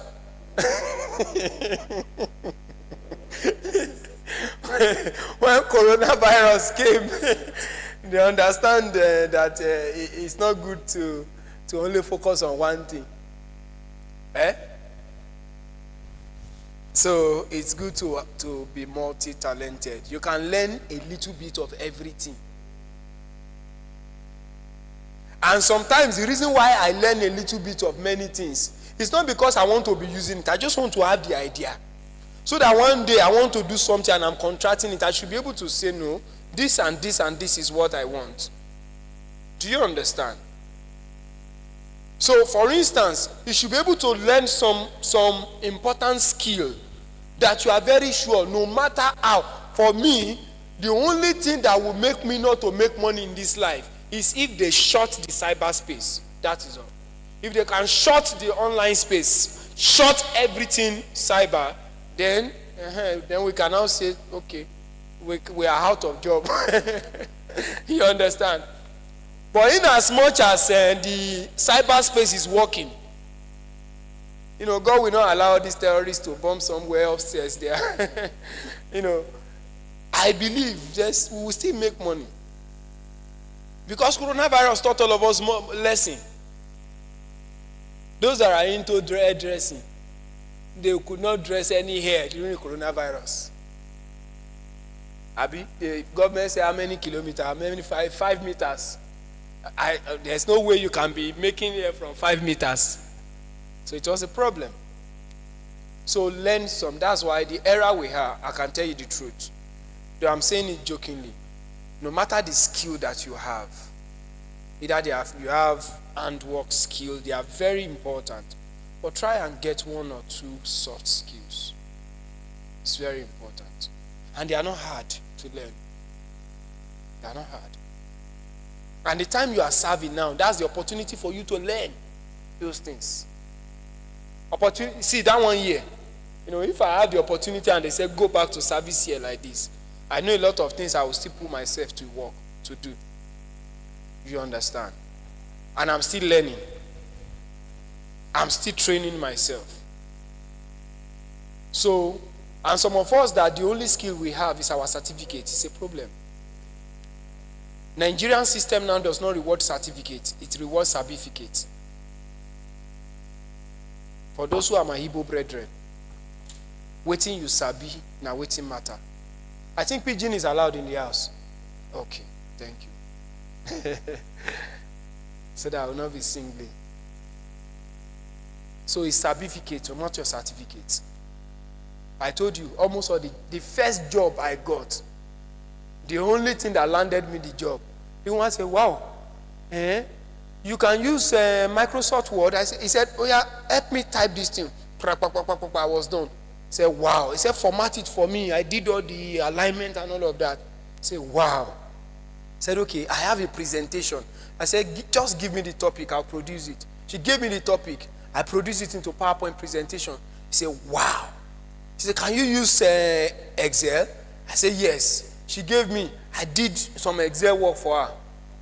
Immediately, she called the deputy and said, as from today, is this boy that will be handling my work. When I was done serving, she said, this boy is not going anywhere. Of all of us that were serving there, she said, this one, I've already told you he's my personal assistant.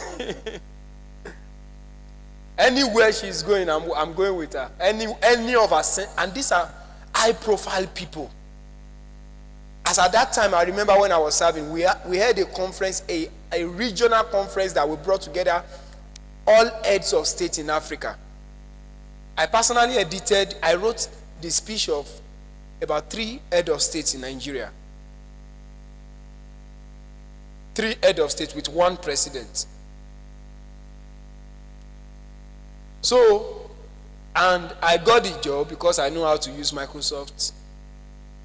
I already worked for 1 year. They were now doing regularization. And now say they are looking for, everybody should come and bring their profile, their file, their document for. They were now searching. They brought everybody's own. They were looking for my own. I said, man, you did not ask me for my certificate. He said, how did you not got the job? I said, you asked me, did I know how to use it? And I've collected salary for more than 1 year. So you don't have any profile with us. No certificate, no submission of CV. So in this world, this age that we are, please look beyond your certificate. Do you understand? It's about value creation. In this age we are, is the age of value. If you cannot give value, you can't get anything. And that's why I said, no matter what you are doing, be consistent with it. It may be small, but keep building it. Keep building it. If you are into fashion, keep doing the fashion, small. One time it will become big. If you are into baking, keep doing it, small.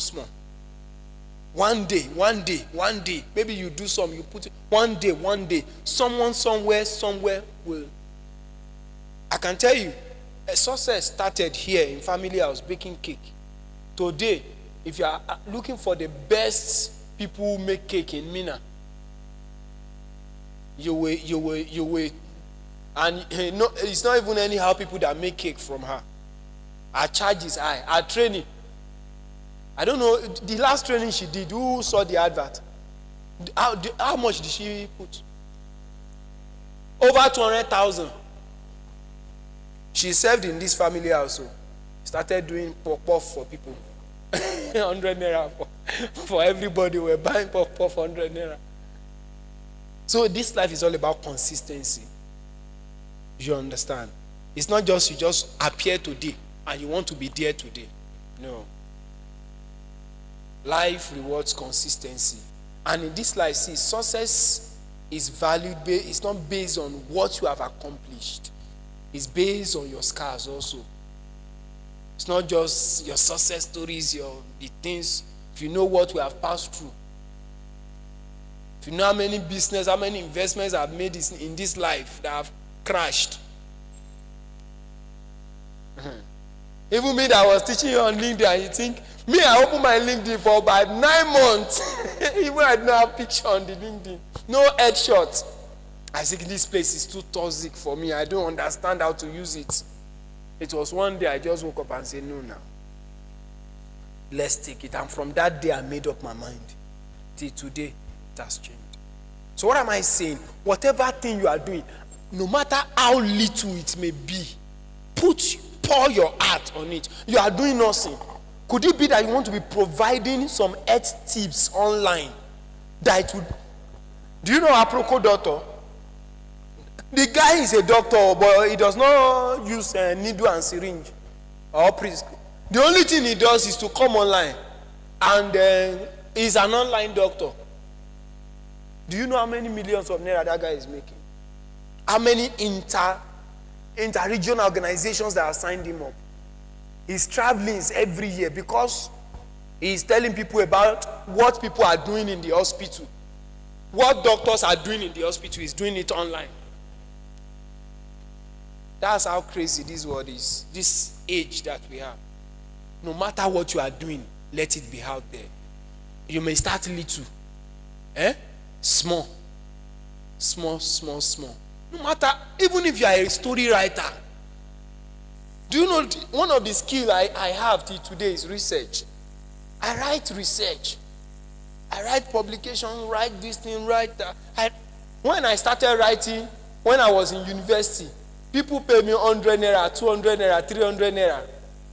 But I built that consistency. It came to a point they started paying me 5,000, started paying me 10,000.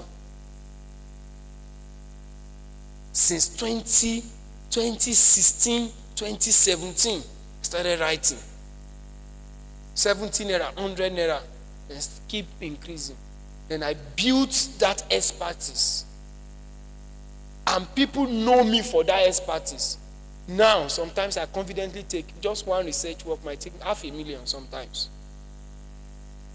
I charge you in another currency.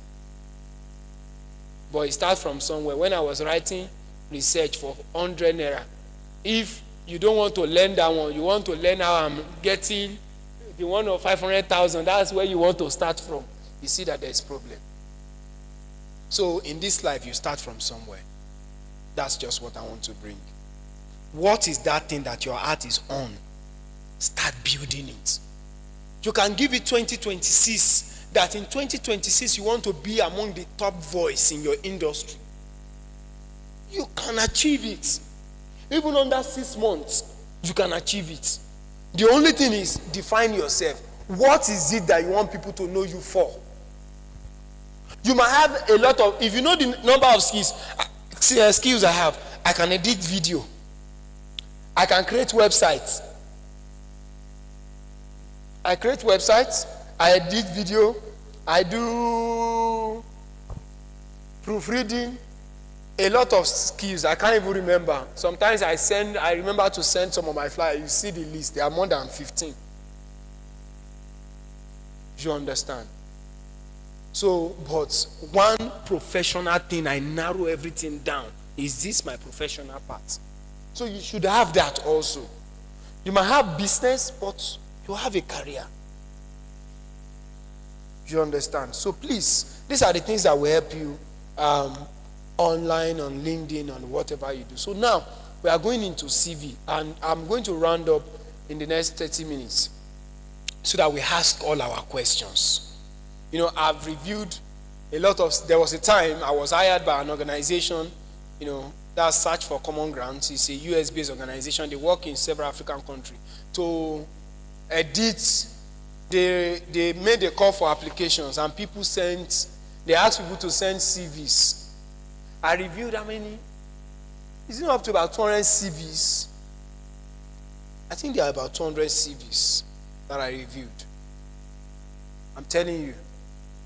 And out of that 200, they are only picking 25. Only 25 out of over 200 CVs. So, what are the criteria that were used to disqualify people? So now this is not based on your expertise now. It is now based on how your CV is well tailored and how convincing it is. There are some CVs that you will see. You will just be angry. You will first be angry with yourself. before you are angry with the person. No, I was saying something, Two major things is very important on CV. See, the whole of CV, I want you to understand. Okay, if you have created an headline now, maybe CV, and you have underlined it. There are 3 major CVs you must have. Number 1, you must have a professional CV. They call it resume. That's what people say, submit your resume.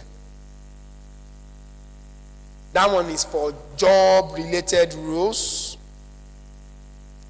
That's your professional CV, or you call it resume or whatever you call it. Number 2 is academic CV. For those of you that want to japa, they want to study, abroad, you want to further, your masters, and you are told to send your CV. You are not expected to send. The way a professional CV is written, a resume is written, is different from how an academic CV is written. Then we have general CV. That's the last one. Now, these 3 categories that I listed to you, 3 major sections are very, very important in them. All the sections are important, but if you get these 3 sections well, others are no problem. Number 1 is your professional summary. Some of us, we don't know how to write professional summary. Sir, please, can you take it to where should we start from? Take it to the resume. That Word document. The Word document. And that PDF, rather. PDF. That one that starts with Temitokwa Elijah. Okay, that is it. All right. Now, there's one deception about CV writing. Some of you believe that the way you color your CV can deceive us. You now put that round corner head. You now put your picture there. You have already disqualified yourself because we are not interested in seeing your face. Are you trying to sell yourself to us? So what if you show your face and then we don't just like your face for one reason or the other? So by your face you are already disqualified. You understand? Or you are sending an application to a white man, then they now see the bad part. I don't like the flowers behind this background. You are already disqualified. So sometimes you make it professional. We don't even put pictures. Gone are the days when I used to put, there are some flow.iv CV writing this thing. You put your picture, they will color it, put black here, put white here, put everywhere will now be shining like this. In your mind, when the person did the CV for you, you will think you have gotten something perfect. That's the first one we just remove. Because CV is not about how it is, no. We just randomly pick important content. You see? This one, do you see any color here?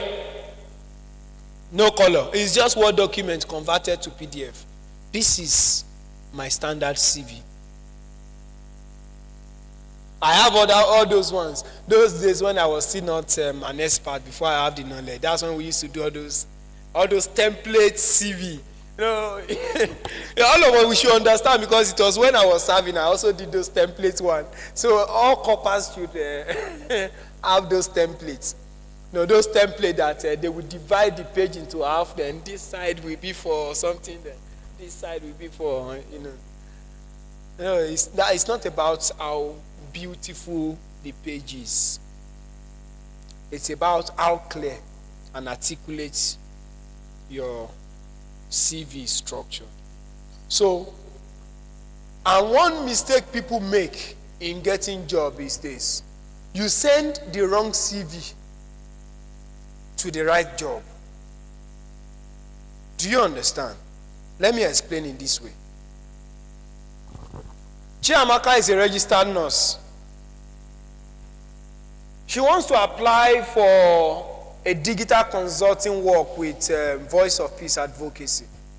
Then she sent her CV to me, and I checked her professional summary, and I saw worked in UBTCH, treated 5 patients with paracetamol and flagyl, raised the dead from mortuary, so and all of those things.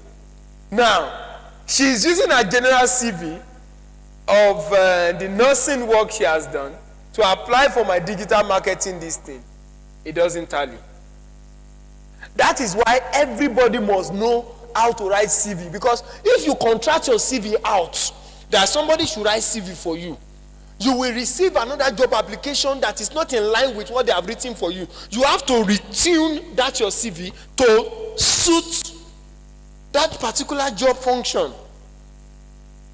In fact, the CVs I have written in this slide, my CVs, they should be more than 20. You keep tweaking them to suit one job role or the other. Some application will come, they will tell you that your CV should not be more than 1 page.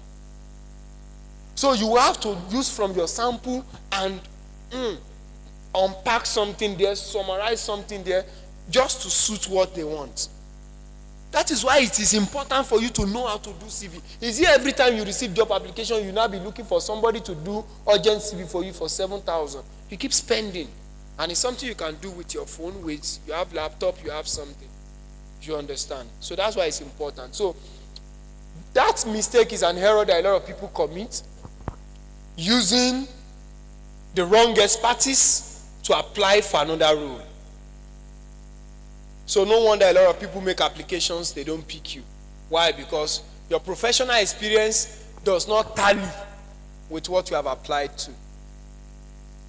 It's very important. So when you are applying to a particular role, a particular job function, you have read the job prescription, you have read the requirement, and you can pick from your general CV. Now, when I say general CV is just everything in this life should be there, including the research you have written, including this. General CV comprises of everything. Or how do I explain it? Maybe I should start with resume first. Let's start with resume so that we'll make it very brief and fast. Please take it to now. This is my resume. The first thing that should be in your resume is the head page. The heading you can see. Can you zoom out the heading, please? Can you help us zoom it out? Is it possible? Okay. Okay, good. Good. You can see your name boldly. That's the first thing. I use Word document for this thing, so you can do the same. Your name. Then under it you see your email. You put your email. Then you put your contact number. You put your social media page that is active. Unfortunately, WhatsApp does not have so you can put your social media page that is very active, not the one you are posting. That's why you have to be very professional. That's why LinkedIn is important. Imagine, for those of you that have Facebook, remember all the things you have posted and reposted on Facebook. Are you confident to use it to apply for a job? If you are confident to use it to apply for a job, you raise up your hand. What you have posted and reposted on Facebook. Likewise, myself, I'm not confident. Actually, I don't use Facebook. Facebook is difficult for me to use. I don't know why. So maybe that's why I don't know. So that is why they will ask you, most job function, they will ask you to send your most active online link. Let me say 90% of jobs, they will ask you because they want to check your consistency over the years. They want to know what you have done practically, not what you have written. Anybody can write anything. If you are in secondary school, thank God for Jesus that died for our sin and saved our soul. If you ask me to write CV for you and package you, if Dangote read that CV, he will not know when he will call you for interview to employ you, and you don't have that expertise. So that is why recruiters, they will tell you, put your link. All the things you have made mouth, you have climbed the 7 mountains and all of that. We want to see the reality in your most active link. So that is why you need to be very strategic with what you post, your engagement, the things you do. Especially if you are using LinkedIn, is the best space you can use for your professional stuff. You can use Facebook for normal cashing cruise. You post something, your birthday, your friend's birthday, when a goat is pursuing cow, and all those funny. You can do that on Facebook. But when it comes to LinkedIn, make it strictly professional. And do that consistently for 3 months, so that when you want to apply for a job and they ask you to send your link, you now send it, so it will be a problem. So that's the next one, is your link, your page, your most active social media link. So if it is Instagram that is active for you, use it. If it is LinkedIn, use it. If it is X, use it. Then website is not compulsory. I have a personal website, so I put my personal website. You get. So after that, so that heading, those are the information that should be there. Your name, your email, your phone number, and your most active social media link. Now, followed by the first section is your professional summary. Now, from your professional summary, I should be able to understand everything about you, what you are capable of doing or what you are capable of delivering. Your professional summary must be quantifiable, must be smart. I'm talking about smart.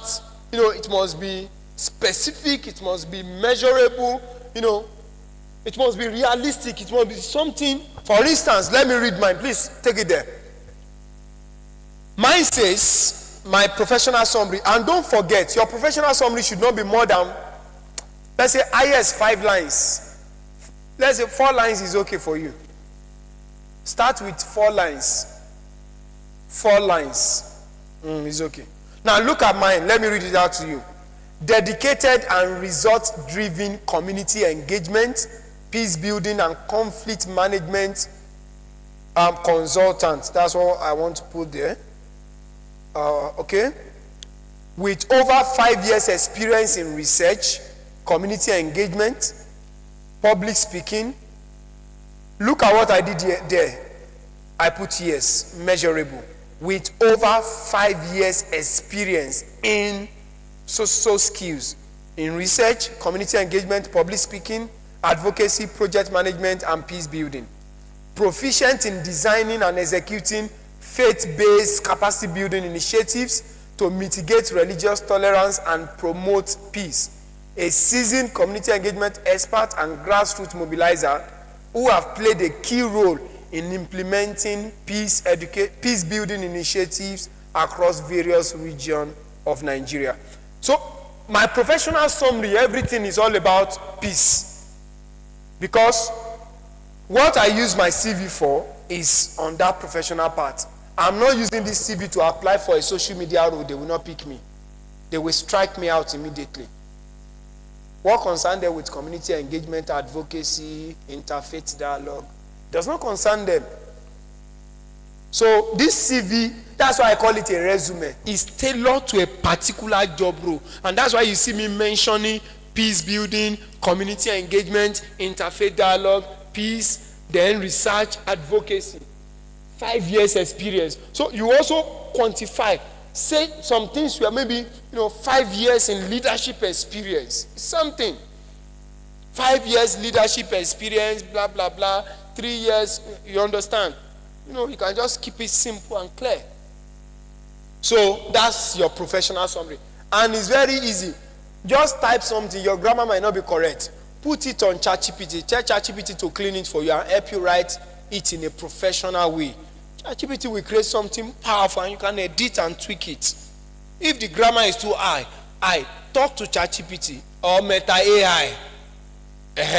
Say the grammar is too high, reduce it for me. It will give you a lesser grammar. Do you understand?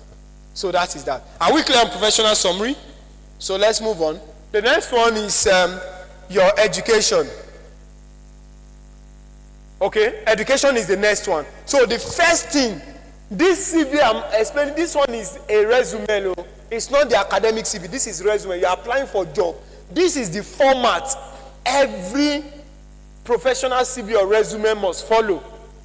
Do you understand? So if you're writing your own, the headline first, followed by your professional summary, then followed by education.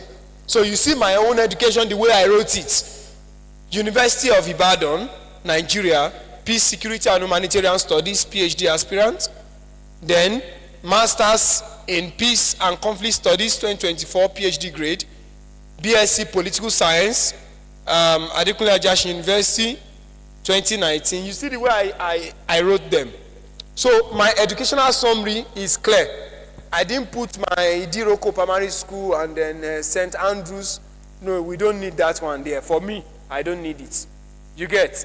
Or maybe if you like, you might now put SSC Living Certificate. But once you have, if you have only BSc, you can put your WAEC there. It's okay. But if you have upgraded to Masters, you can also do it. That's why we also encourage us also. When you are done with your service, if you have, if you have some level of support, you can still, further your academics. You understand? The way the world is going now, let me tell you the truth. You see, the way the world is going now, BSc now is not like WAEC that everybody has. Do you understand? So a lot of people are transitioning into having masters to have a level of leverage. So when you are saying you are a proud bachelor holder, no. In fact, I can tell you, I've met a lot of people, even the people you can't even imagine in your widest imagination. They have BSc. I've met a lot of Okada people that carried us to this family house. They are sound people. They speak English. They are BSc holder. Keke, people that ride Keke. BSc. It's because of the failure of our system and government. You understand? So, advancing your career, if you are not, but if you have a serious business that is making money, forget a book. You understand? So you can still leave book and make money. So that's that. That's just a digression. So that's how we write our educational summary. Do we get the educational summary very well? So if you have BSc, put your WAEC to shock it so that at least there will be 2 items on the list. Then professional experience. Now this is where a lot of people have issues on how to write professional experience. Some people don't know how to put it. They just list it anyhow. And once recruiters, once they see what they look for majorly, for me, if I'm told to review CVs, what I look for, your summary, your education, and your professional summary.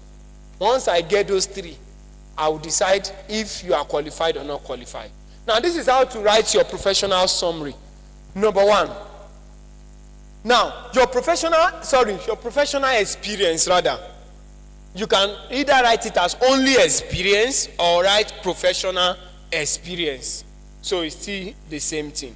So, after education, experience. Now, experience are where you have worked, the things you have done so far. That is why it is important. One thing that is very important is volunteering. You learn to volunteer. You understand? Either both online or offline. Brothers, sisters, volunteer. That will give flesh to your CV. Some of us here, you know what school did to us? Hi. What Nigeria education system did to us? The reason why we have a lot of jobless graduates is because of the failure of the educational system. I'm telling you the truth. Educational system taught all of us to read books, right? To read, pass exam. There was no, I don't know, maybe during your own time, maybe they upgraded. There was no course that they say, okay, it's a compulsory course, money making course, like how to make money or how to write CV. How to write CV, how to be an online creator or something. The school did not teach us that. The only thing the school taught us is to read, and at the end they gave you a paper and say you have graduated. Now a graduate is coming out, does not know how to write CV, so how will he apply for a job? It's a problem. So normally the Nigerian educational system has failed us. So it is we that we need to begin to redefine and reshape a lot of things about what we do. You understand? Some of us, it was late for us. Some of us, it's not too late. We can quickly do something. And that's why I said this 1 year is a year you need to use to learn very well. Understand that and the major problem is this. Majority of those things you read when you were in the university, some of you don't even remember any of them again. I'm telling you the truth. If you ask me now, okay, maybe because I'm into research, so the brain is still hot. And then I lecture people, I'm a lecturer and all of that, so it's still hot somehow. But imagine people who are not into that. So that's the problem. So you need to understand what Nigerian education has done to you and how you can quickly rescue yourself. Nigerian education is not producing employable youths. That's the problem. So please, for instance, there was I saw one post today, and the person was explaining how she was trained. So some of us don't have that privilege, and that's why we don't understand the power of volunteering. Some of us, we even love to volunteer, but we don't even know how to volunteer. We don't even know where to even look for the volunteer role. We don't even know where to look for it. It's a big problem. I read a post today about, it's one of my connect on LinkedIn that sent that post about how the father trained them. He said when they were entering university, the father called the two of them. The man gave birth to two children, a boy and a girl. So when they were entering university, the father called them and told them. The father asked money, and he told the two of them that I'm paying for your 100 level, but immediately you enter 200 level, you will start paying your own fee. So from now, start thinking of a business to build. Start thinking of something to do to make money for yourself. So the father bought books for them, bought Robert Kiyosaki, Rich Dad Poor Dad, bought Rich Dad Poor Dad, bought Eat the Frog, Brain Tracy. It's because I've read those books, that's why I can still remember them. All those business books, bought some of them, gave it to them and told them, go and read and come up with a business idea. So they entered into school with the mindset that 200 level, there's no school fee for them. So the lady started doing makeup work and started doing, she's a top voice on LinkedIn, she started building that as an 100 level student. And the other guy too, I think he was into photography or something. Before they graduated, this girl has already landed herself several jobs and offers close to 6 figures. So imagine that kind of person graduating. Will she be afraid to enter the job market? Why? But she had that privilege, that opportunity of someone who has already, she had the opportunity of having a father or someone who is already exposed and to raise them in that level. You understand? But some of us, we don't have that privilege. For instance, myself now, I remember that time that my brother will say he wants to buy 2 books. He said one is Bao and the other one is Logi. And my mother will pay for the 2. It was until I entered university that my mom knew that all of them are scammers. You understand? So we don't have that privilege. We only enter school and we came out like that. But now we need to start thinking, creatively. Do you understand? You need to start thinking creatively. What are the things you can do for yourself? How do you create? If some of us were told now to write CV, you don't have a single professional experience. No single professional experience. If they say, well, what are the experience you have? Some of you, the only experience you had is your IT, and it's because you read education. And if you read social science, you're on your own. No IT for you. So your professional experience is blank. And God so good, NYC mobilize you immediately you finish school. See, that's a problem. So people look at your track record before they can pick you. Where have you worked? What are the things you have done? Have you been part of a project? Have you supported a project? Have you volunteered for a project? Those are the things they want to see. What they look at to hire you, apart from your education is just to seal up everything. It's your professional summary. I was jokingly saying the story of one of my friends, when we were in family house that time, and then I said, no, the burden of the Lord alone.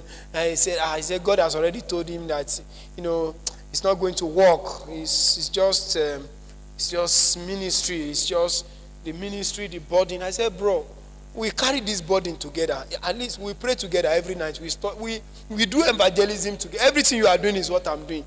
Also, try and build your experience. He said, no. He said, for me, God has called me into this space, but for him is to stay at the altar.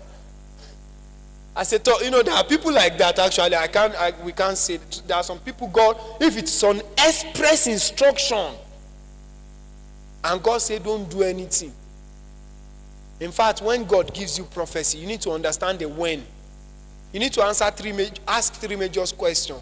What, when, where, and how. 4. There are 4 major questions.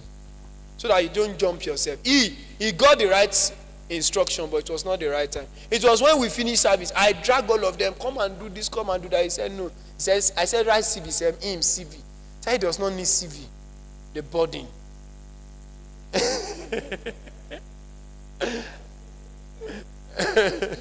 So we finished service. When you are fasted, at least you will break now. And when there's nothing to break, there's problem. That is when my friends' eye now open.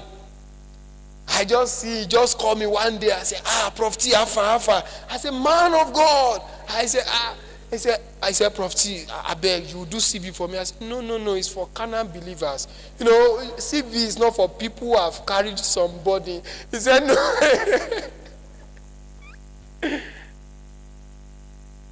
God wants us to also work. You understand? Paul said something. He said, my hand has ministered to me. You understand? And then Samuel even gave something. He said, is there any of you that have taken anything from you forcefully? You understand? So it's good to work. Now, I accepted to do the CV.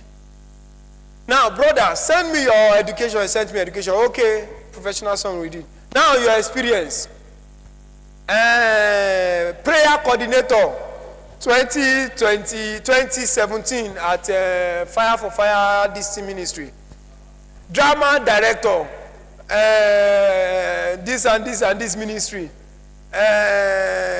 Evangelism coordinator. I say, bro.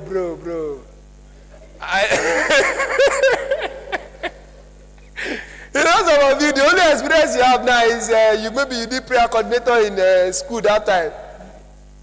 I said, bro, I said, this is a powerful experience. I said, it's better we just go and apply this in redemption camp. I'm very sure they will pick you for pastorate position. So you want to apply to Dangote company with it's not possible. You understand? So you need to, how to get a good professional experience is by volunteering. So now that you have 1 year as a core member, please go out yourself. I remember when I was serving, I would go to places, I would tell them I want to volunteer. Do you have anything you want to do? Let my name be there. They want to do something and all of them want to go. I will just go, I will make sure I'm there. I will put it there. So projects executed. You put this thing, you put it there. Impacted over 5,000 people. You are part of the team, but you did something, you were there, you did it with them. Simple. That is how I built my professional summary. It's not by you were employed. You don't need to be employed before you have a good professional summary. Even if it's an online, somebody wants to do an online outreach or something, online this thing, you volunteer to be part of the team. You say, bro, I want to be your project manager. You say, sir, can I work with you even to assist you as an assistant project manager? The person say, okay, yeah, no problem. And you assist the person. Then you put it, assistant project manager, where word for something, foundation, blah, blah, blah, executed this. They will not know whether it is online or physical or something. You get? That is how you build it. My own professional summary, I had to reduce a lot because my CV was almost entering how many pages? If I said I should put everything, my CV will enter 10 pages. But a normal resume should not be more than 3 pages. Please, note that. Not more than 3 pages. Not more than 3 pages. So you need to learn, you need to volunteer. Check organizations in Niger State. They are doing one thing. I messaged one of my students, she's the SSA to the governor on media and publicity. I messaged her yesterday. Just came to my mind, this woman is into gender-based violence, women, something. Just came to my mind. I just messaged her immediately. I said, can I see you? I was supposed to see her today, but the time my flight arrived in Mina, they were already done. She said she was having a meeting with some of the commissioners in Niger State. So I told her we'll see tomorrow. My conversation with her is, I want us to see how we can work together to run projects. And if you have any projects, put me there. So that it will be that, okay, a Niger State project organized by Bago that impacted over 30,000 people. I will be there. You understand? So this is all about volunteering, partnership, collaboration. Simple. And you might have your own personal initiative also, outreach. Maybe one of you wants to do outreach, you want to go and share biscuits for people in Bethany. See, all those things, don't just go and just do charity begin at home alone. No. Create an initiative around it. Look for someone who will be your logistics person. Look for someone who will be your project. I remember when we were in the house, that was when my wife that I married, she started her initiative, made a life initiative. That time I was the logistics officer. That time we were just normal friends, So I was the logistics officer. Another person was the program manager. Another person was the this. And at that level, we have to put it in our CV. Logistics manager, manage something. We just put everything there. Even now we cannot use it again. You understand? But these are part of the thing. All those initiatives you are going to share biscuits there. Who told you cannot form an NGO out of it and get funding to do more and bless more lives? You just go. Some of you just go. Want to do birthday? You just go and share biscuits. You can create an NGO out of it. In fact, as of now, all of you should have a registered business. Registered business. If you have international passport here, raise up your hand. Raise it up very well. Let me see you. Nobody. You have? No, this. Okay, it's international. It has not turned to passport. You have, right? Or is in process? You have. Eh? Is at home. I can't hear you. Eh? You have one. Good. International passport. Good. You have, right? Good. Work on your international passport. I was serving when I did my own international passport. And do you know what? The recent travel, I traveled to Oman. When I got the message that I was accepted to represent West Africa, and then they asked me to send my international passport, and they said it must be at least 6 months, valid before the expiry date. Imagine I don't have international passports. A lot of persons, some persons receive that same thing, but they don't have, when opportunity does not meet preparation, it's failure. I have put in the work, but I don't have international passports. So if you don't have international passport, it means you don't have a global mindset. You need to change it. What you carry, the world has to hear. It's my alawi that I save up to do my international passport to. Do you know what? There is something international passport does to you. You don't know. When you have it, you will be looking at it like this. Sometimes you will dream and say, they will just stamp this thing one day. I'm telling you, I did my own since 2022. And I've never used it for once. Not even for local flights. Our local flights now, you don't need international passport to board local flight. The one I took to Mina today from Lagos, you just make your payment online. Then they send you your ticket. You go there, they print your boarding pass. They say show us any valid ID card, either your NIN or something. You enter plane, you reach where you are going. You understand? It's when you are traveling outside, that's when you will need international passport. So when you have it, there's something it does to you. The thing will be putting you under pressure that no, this thing must not expire until something come. You get? So why can't you invest in it? I never had plans of traveling when I did my international passport as a copper. So invest. And then they've increased the thing now to 100K. When I did my own, I did it 50,000. So it's something. It's not part of our this thing, but then. So let's move on. So please change it. Let's rush through. So professional experience. Now this is how you write it. I will use one example, then you can catch up so that I can round up quickly. So for instance, let me use leadership position in NCCF as an example. For instance, I wrote, okay, let me say I am I remember when I was serving, I was in editorial CDS group, and I was the project manager for my CDS group. So I wrote it as part of my professional summary. The first thing you will see, or the first thing you should write, okay, please move up. Let's use the second one. Let's use the third one. Can you keep clear? Just go to partnership, go to project manager, youth for peace, project manager. Okay, good. Now, this is how you write your professional summary. The first thing is the position you occupy, you filled there. That's the first thing you will write. Then under it, you will write the name of the initiative or organization where you occupy that position. Then in front, you write the year. Do you understand? So if you look at this, I wrote project manager.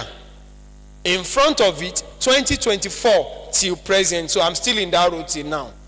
Now, what under it is the name of the organization. If I say project manager of where? Youth for Peace and Prosperity. That is the name of the organization. So, because the thing is still present, I'm still in that row. After you've written the name of your role and the name of the organization, the year, you are to write some of the things you have done in that particular role. You have to list it out, the activities you have carried out. So if you are still in that role, you will write in present tense. If you have concluded that role, maybe it's something you did in the past, you will write in past tense. So look at this Youth for Peace. This is what I wrote. Successfully manage and implement capacity building workshops for youth across Niger State, Nigeria. Develop, you see I'm using develop, not developed. Why? Because it's 2024 till present. I'm still doing it. I am not done. Develop and execute, blah, blah, blah. Partner with local and international organizations to amplify peace. Oversee, not oversaw. Facilitate, not facilitated. Engage, not engaged. Do you understand? Now, the next role function is Deputy Director of Programs. Project and Programs. You will see this one, I'm done with that role. That is why I wrote 2024 to 2025. I was done. Now look at, I wrote my position. I was Deputy Director, Project and Programs. The year is 2023 to 2025. As you can see, the name of the organization is Path to Peace and Governance International. Then what are the things I did? You have to write it there. So you will see oversaw the planning and execution of over 7 peace building. Now, when you are writing the things you have done or you are doing, it must be measurable. Try as much as possible to use a little bit of statistics. Are you getting it now? Try as much as possible. Executed a project that impacted over 30,000 women. You get? So let it be measurable, let it be realistic. Then collaborated with partners, initiated school peace project that trained over 100 students on conflict management, blah, blah, blah, and so on in southwest Nigeria.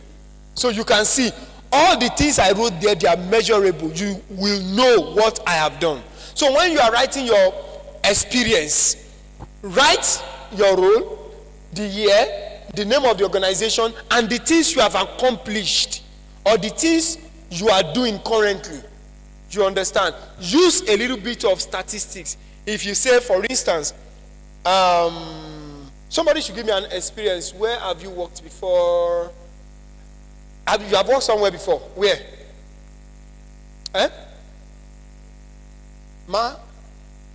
Virtual reality. Okay, which organization? No. Any either. Okay, John C. Maswell. What role? Facilitator or contributor or community member? Event manager. Let's say event manager. Okay, like guest management. Okay, guest management. So now, she works with John C. Maswell initiative. She's responsible for guest management.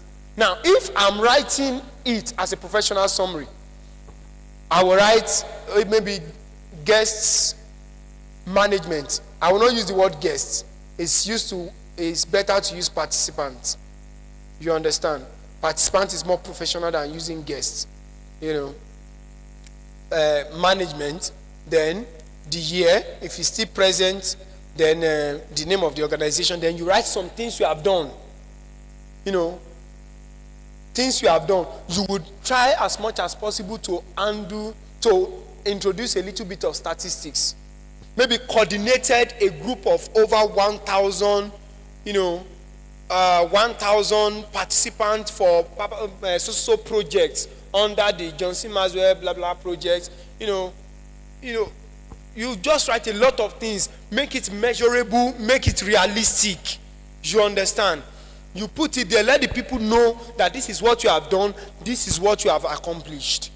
So that is how you, so make your experience very, very realistic. So let's move on. The next one is certification and award. Please scroll down very well. I want to rush up within 3 minutes and because my time is up. Scroll down, scroll down, scroll down. Are you there in certificate and award? That is after professional experience.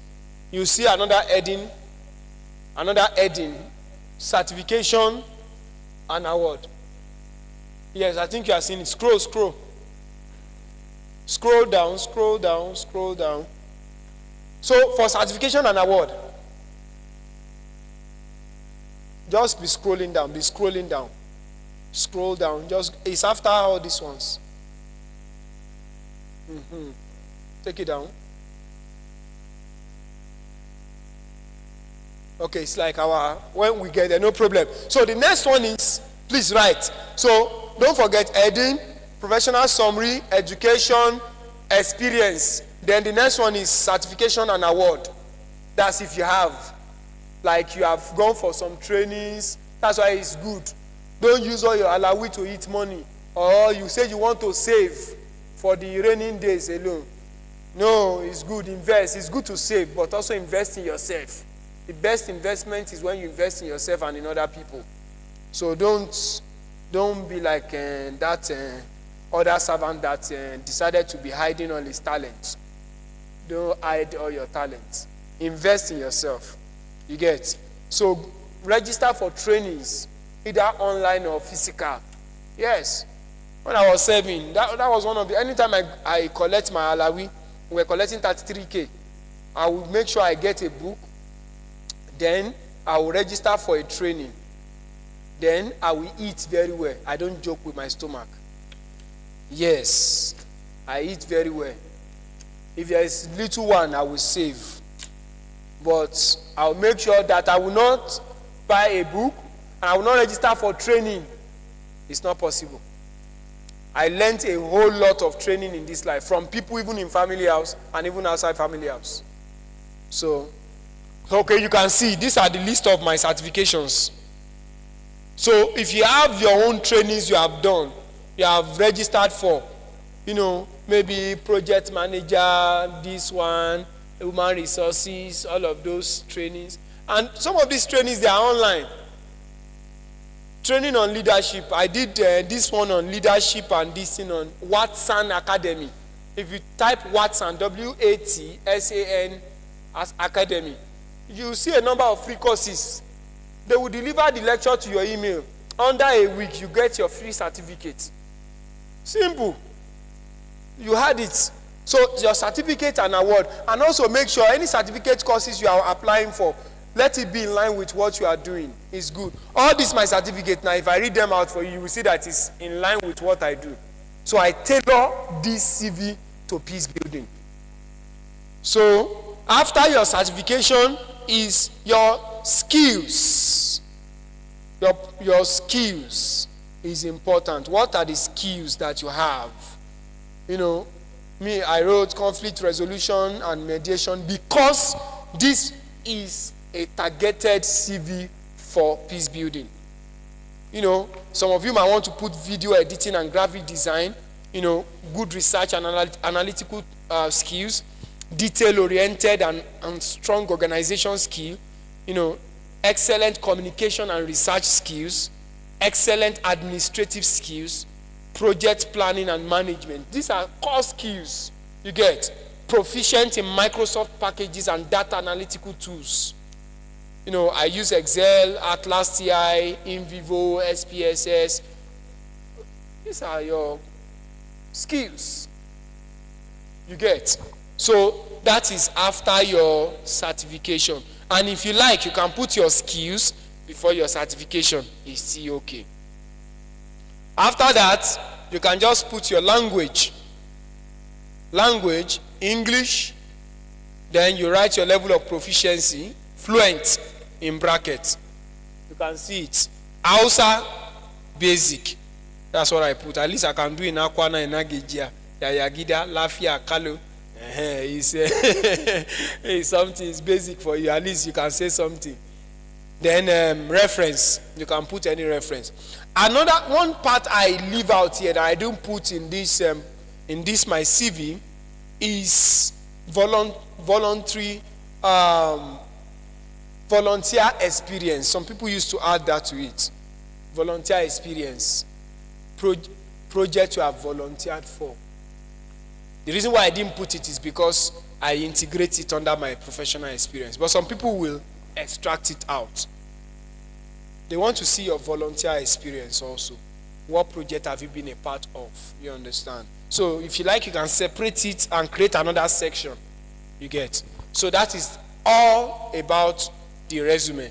Then a little difference when you are writing academic CV. For those of you who would want to further your academics, you want to apply for an international master's degree, PhD or whatever, there is a way you write your CV. Now don't forget, this is my resume that I showed you now. This one, I use it for a particular job specification. If I want to apply for something different entirely, I will not use that CV. I have another CV I use. Sure, you understand? Depending on the kind of job that you want to apply. There are some jobs I want to apply. I will have to remove some certifications and add some. I will have to remove some professional experience and just leave some. You get? Just to suit what I want to apply for. Then, okay, please open the second PDF. Let me just show you the difference. How to write an academic CV. If I'm writing CV for people, I don't charge nothing less than 15,000 per CV.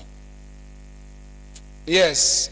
In fact, one person I know that is very good in CV writing that I can always recommend to people is Waldorf. Waldorf work with me in this house. Uncle, you should know Waldorf.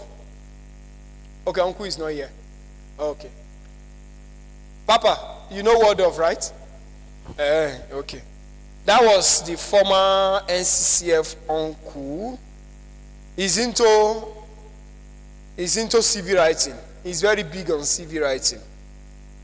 So each CV, if I charge, it's not less than 15,000. And imagine you want to apply for one job, you have to pay 15,000. You want to apply for another job, they bill you another 15,000. They keep billing you, which is not good.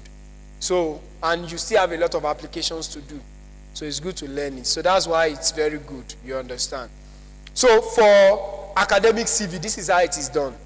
The same headline, it doesn't change. The same education, it doesn't change. The only difference is you don't need a professional summary. You understand? Because you are not applying for a professional stuff. This is academic CV. So you will see that the difference here is when we were that of resume that we wrote, that one immediately after the heading, the name and everything, the next one is the professional summary, right? But for academic CV, the next one is your education direct. We are on academic CV now, education direct.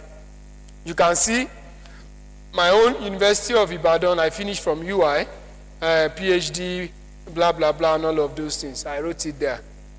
Then after your education is your research interest. Your research interest. So you need to write about your research interest because, if you are sending it to professors and they need to look at, okay, what are the things you are interested in, they need to understand your area of expertise. So your research interest, maybe you are interested in molecular biology, in understanding the structure of atomic, blah, blah, blah. So you write your research interest. My research interest focus on understanding the dynamics of conflicts, issues, both at the local and national level. The following are my core interests: terrorism and counter-terrorism, international relations, conflict analysis, terrorist negotiation, and all of that. Those are my research interests. So if you are applying, you carve out your own research interest. Then after that, the next page, the next this thing is your presentations. Presentations. That's if you have presented anything. You understand? You have presented a paper, you have presented a topic, in a conference, in something, somewhere. You understand? You will put it there. So, presentation, my own, I presented 2 in UI. I presented one in University of Johannesburg, South Africa. And then, I've not had other ones. So, you write your presentations there. Then, after that, publications. So, applying for master's or PhD is work. So, that means you need to work on publication if you want to travel, if you want to get a fully funded scholarship abroad. So, after your presentation is your publications. They want to see if this person has research skills. If you are going for master's or PhD, the major thing they test is, does this person have the capacity to carry out a research? Is he capable? Does he have the intellectual capacity? They want to see if you have published a book before. So some of you might think of publishing your undergraduate project. Might decide to publish it, at least to have it under your record. Even if it's one publication you have, is okay. You understand? So let's please move on after publications. After publications, then you might now decide, to add your professional experience. You get professional experience, you can just add them. Now, when you are adding professional experience, make sure if you are applying for master's or PhD, make sure you add something related to teaching. It's very important. So maybe teaching, because they want to see, especially if you are applying for graduate assistantship, they want to be sure that you have ability to teach. You understand? It's part of what gives you that leverage. So you put that in, that's there, but your professional experience can stand on its own. Then you see that I have another section. The next section is teaching experience. Please scroll down. Scroll down. Teaching experience. You can see my teaching experience. What I'm trying to project there is, okay, because if I'm applying to your school abroad, I'm applying as a graduate assistant. So which means I want to lecture also as I'm running my program. You get? So I put my teaching experience, and all of that. Now after teaching experience, I put seminars attended seminars and professional trips and membership. Seminars I've attended. Can you see now that this is work? Sometimes you use your money to attend seminars. Spend money. Even to register for trainings. Almost all the certifications you saw that I listed the other time. Majority of them are paid certifications. And some of them are into hundreds of thousands. But if you know the opportunities they've brought, it's more than that. I'm telling you the truth. It's far more than that. So, don't be scared to develop yourself. There's nothing in this life. You understand? Develop yourself. You spend the money, but the money you invest in yourself today, you reap it tomorrow. You understand? I understand the fact some of us, we are even sending money home and all of that. At the detriment of you developing yourself. When you become when that person becomes a liability to himself, those people will say he's a useless person. So develop yourself first. Make yourself, like this song, a river that cannot dry. So you understand? Is it Theophilus or someone? I can't remember. So invest in yourself. The first investment is in yourself. Do you understand? Invest in yourself, your intellectual capacity, your mindset. Buy books on business. Remember that time I wanted to start. I remember I had to lock up myself. I went to it's a big library, and then I left home for about 3 days. Just want to expand my knowledge. Read book on business, on leadership, on if I pack the books, I'm coming out like this. Sometimes there will be more than 10. I'm reading, and for 3 straight days. I cannot come out and remain the same. It's not possible. Do you understand? So invest in yourself. If there is a seminar, for instance, now, coming next year, now you should be looking at attending seminars in your field. There's a seminar coming up in Abuja. Pay how much? 4-5 to go, 4-5 to come. If you don't have where to stay, talk to uncle, they will give you a NCCF number in Abuja. You go and sleep there overnight and come back to me now. Add it to your portfolio. Spend on yourself. When you spend on yourself today, you reap the benefit tomorrow. I'm telling you. So that is that. Attended seminars, personal trips, and all of that. Then voluntary experience. I've talked about that. It's also a section that is important. Then you can put your certifications as it relates to what you're applying for. Then your skills and then your reference. That's all. So these are just perfect example of how you can write both your professional CV and your academic CV. Do you understand? So imagine now, if you are applying for a job and you have a thorough CV like this, it's not possible. If you apply for 5 jobs, at least 2 will call you back. And that's the truth. You understand? 2 people will call you when they see the substance in your job prescription, your CV. They'll be able to look for you. It shows diligence. Do you understand? God wants all of us to be diligent. I'm done already, so I think we have been able to understand the difference. So let's just stop here for now as we bring it to a close. My time is up. So, questions? Thank you. So, questions. Do we have questions before? All right, ma'am. Please have the mic. If you cannot ask, you can write it in the paper. Okay, so you.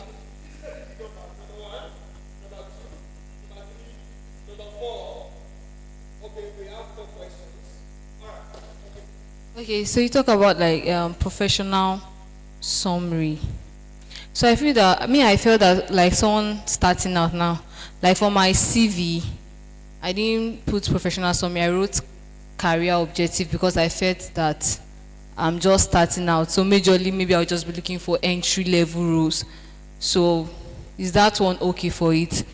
Then also, like I volunteer for some leadership roles in school, but I didn't put that as a professional experience. I wrote it as leadership experience because I studied accounting. So I feel if I should write that, it's not as if it's like a practical work, maybe on accounting. I just feel just like an experience. So I wrote it as leadership experience. Then on that work experience, I'm just trying to give like a summary of my CV. I don't have like an actual accounting experience. I majorly tutor. So I just wrote like an ICANN tutor, like for ATS level as my work experience. I don't know, is that okay? Just your view on that. No, I've not really applied. I'm just like, I just drafted my CV.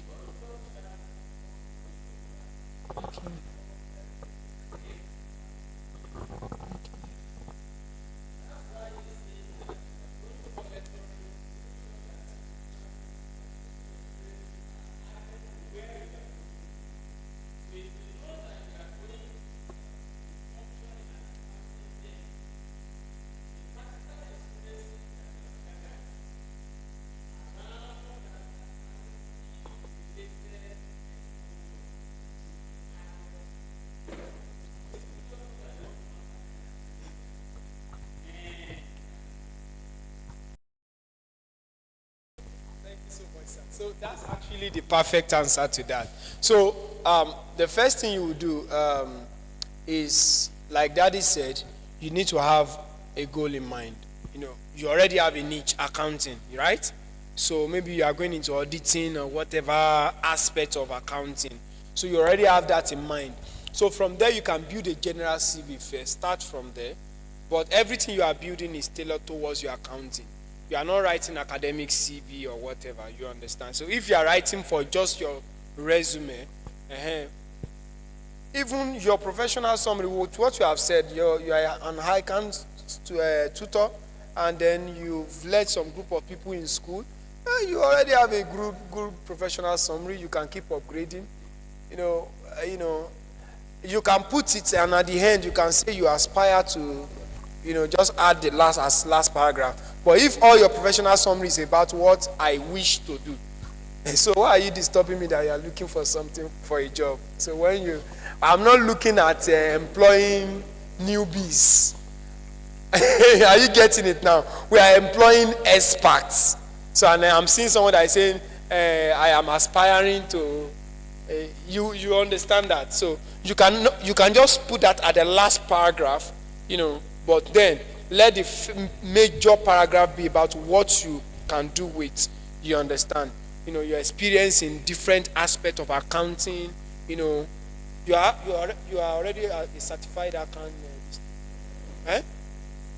It's remaining one step to go. Good. So you just put all of those things. Your leadership experience, especially for those who took leadership position, maybe in fellowship in school, you can put them under your leadership experience. You understand?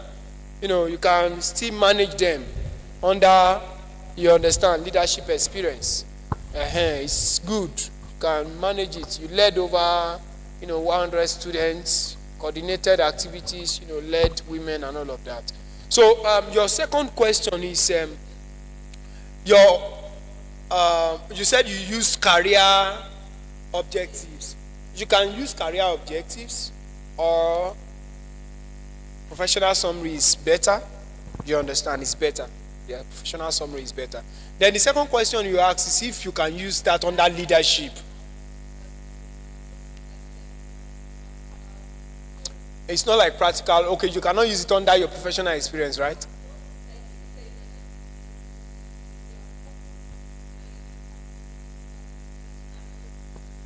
Okay. That one you said you did as the leadership role, you said yes. Is it accounting student association? Yes, it's part of the experience. You led how many students? Secretary. Then I was IFRS manager, like dealing with our standards. I feel like I'm actually at it, like thinking about it. You are now reasoning it, so it can work under your professional experience. Just the role, the name of this thing, the year, then the things you did. That's all. It can fit in depending on how you want to tweak it. Yes, that's all right. Yes, thank you. Is there any question? No question. All right, number 2. Who is number 2? Okay. Thank you very much, sir. Sir, under the reference, is it that can you put anybody's name, or there are some set of people that you put as your reference? Reference is the last person. For instance, they will ask for a reference, like someone who can attest to your, yes, he is reference. The president of the Federal Republic. So the thing is depending on what you're applying for. If I'm applying to a school, you use a professor as your reference. Do you understand? You put a professor, maybe from your university. You cannot just go and put, maybe you now wrote letter, you put Papa as your reference. So they will connect it and say, okay, you apply for an academic position. They need someone in the academic who can actually attest to you, the person that is an expert. And if you're applying for a master's or PhD, you now go and pick one of your lecturer that is Mr. Janle Kuku. So it's not possible. So even if he's a lecturer in the university, if he does not have doctor or professor, don't pick him. To be sure.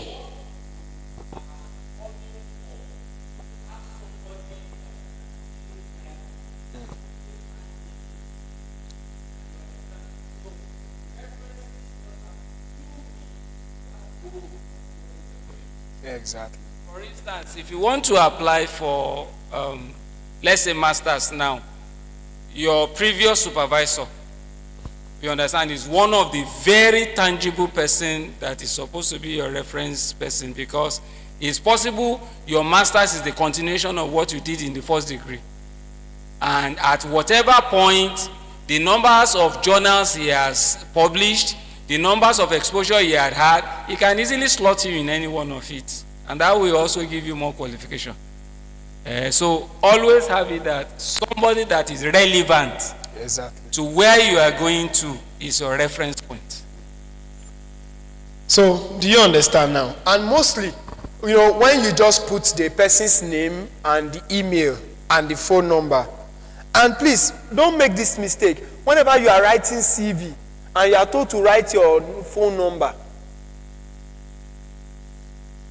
Chiamaka, please, what's your phone number? Correct. Please, clap for her, everybody. God save you from me this evening. Don't just go and write 090321 and you are on your own. Because if a lot of people are applying from several countries, you now put your own in 090. So always start with your country code. Plus 234 is Nigerian code. You can put it in bracket and continue. And when you are now continuing your number, don't put 08. You remove the first 0. You start with the next figure. Do you understand? So please, in fact, I made sure that I imbibe that culture. Even if I'm applying to a Nigeria organization, there's no. If you tell me to write my phone number for you, online like type, you will see plus 234. It will come out. I just master that culture. It's very important. Because if it's a global opening, they don't know where and where. It's your country code they will use to track you. You understand? So please note that. And on that reference point, they just want you to put the name there. When you are now doing the main application on their website, they will now ask you to put the name and the email of the reference of the person you want to use as reference.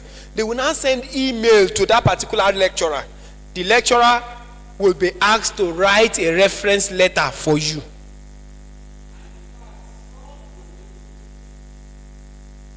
Very specific, especially to what you apply for. Mm-hmm. Imagine that you apply for, in accounting, there is difference between budget, audit, and taxation. So, your experience is in budgeting, whereas what they need, the area of specialization they need is taxation.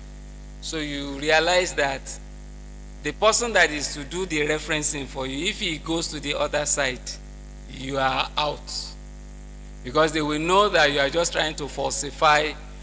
So that's why once you use anybody as a reference point, quickly tell the person, sir, I used you as this, and this is the resume that I sent to them. Let the person also be able to check through, so that when he or she is also writing, let him know. Then number 2, I also appreciate it, that tell the person to also send it to you first.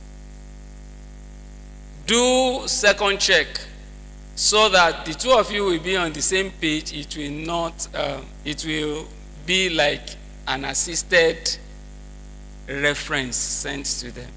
All right, so that's the wisdom. Do you understand? Sometimes even daddy, our Nigerian professors, some of them, they don't even have the time to help you craft anything. They will tell you, like my own they will tell you to write what you want to be there and send it to them. So they will ask you to write it, you send to them. Their own is just to put it on their letterhead and sign it and then send it to the school. So what you need is to have a cordial relationship with your university lecturer. Sometimes you collect we send them 500 naira recharge card. It's wisdom. Send them, call them on their birthday, post their picture, tell them, Daddy, I love you, thank you for imparting my life. You know what you are targeting. Some of you now, you don't have confidence to call your lecturer. Some of you don't have the confidence. You suck secular. If you do it for me, you're on your own. Wait, there is something that happened recently. attended a function and I was to be the MC. A professor was celebrating his 70th birthday. I got to a point, they had to tell me that, sir, you are not following the protocol. There are seniorities in the professorial order. So they now gave me the professorial order. I don't know whether you understand this one. Somebody became professor March, another person became professor. Same March, but March ending. The first person must be called first before you call the second person. So that's when I now knew that, yay. So, like he said, he may not know that you are the one that sent the recharge card, but let him know that you are the one that sent the recharge card. Yes. I don't know whether you understand what I'm saying. Let him know that you are the one that posted the birthday matter. I don't know how that thing enters their head. For me, it's a poverty mentality. But to them, they feel you are appreciating them. Yes. You honor them. Something happened to one of my friends. His other colleagues did PhD for 6 years under a particular lecturer. That lecturer had been associate prof for so long years. In fact, the students he taught are already profs. So when this my friend now got to him, he presented his project topic, the man was just frustrating him. But he knew that the second and the third supervisors, they were guiding him. One day, he just went ahead and published part of his work and made the supervisor the first author. That was how they sent to the prof. Sir, your publication came out in Q1. If you understand the meaning of Q1, you will know what I'm talking about. That was how he became prof. He said he didn't write anything to this place. He said, what is the matter?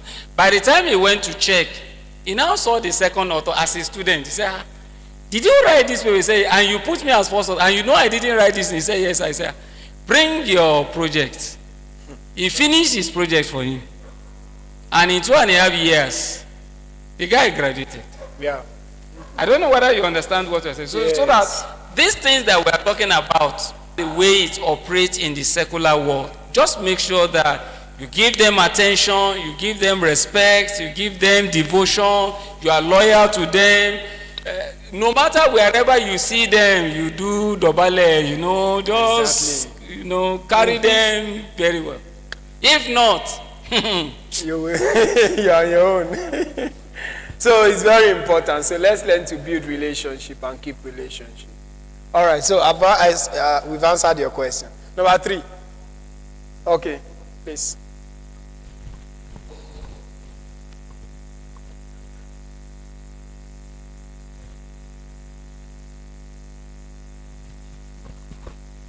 Please, I wanted to ask for an entrepreneur. Okay. Stewarding a company. First of all, the question I wanted to ask is, on LinkedIn, I've made about 2 profiles for the company because I'm more focused on the company than even my own personal activities. But I'll do one to block it, do another one to block it.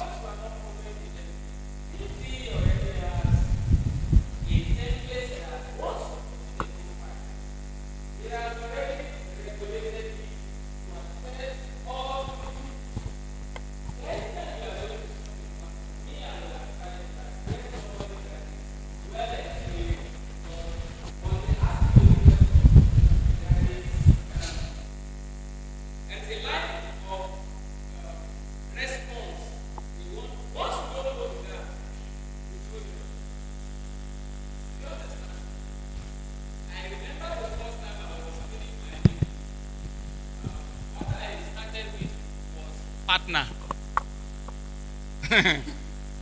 I'm a partner in the company I run. I never knew that the partner he was taking me to is financial partner. I was coming to an administrative partner. I don't know whether you understand. Throw me out so many times until, and I have to go back to the beginning to say that I'm not talking of financial partnership. I'm talking of managerial partnership. So you now have to take me outside finances to those other sides. So at whatever time you are feeling and you are not following, it will throw you out. It won't go through. So I need to get an expert to help me optimize the LinkedIn for the company.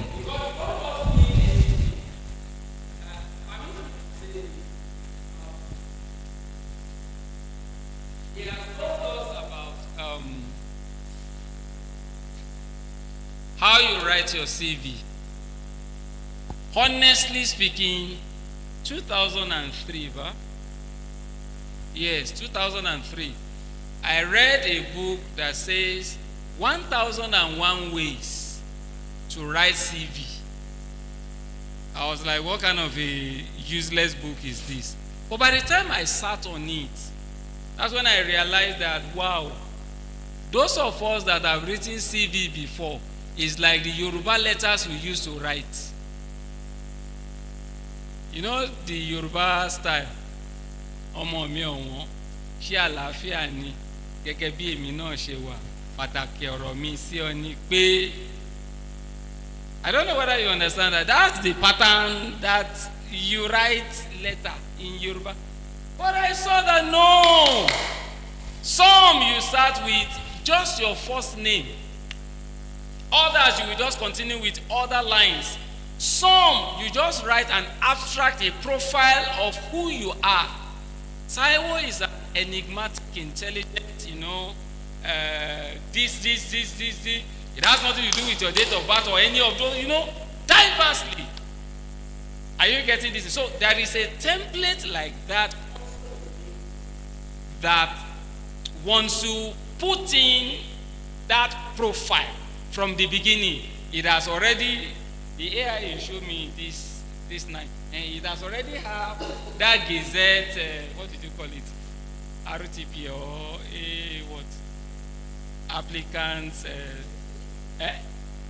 ATS, applicants tracking system. That is what affected you.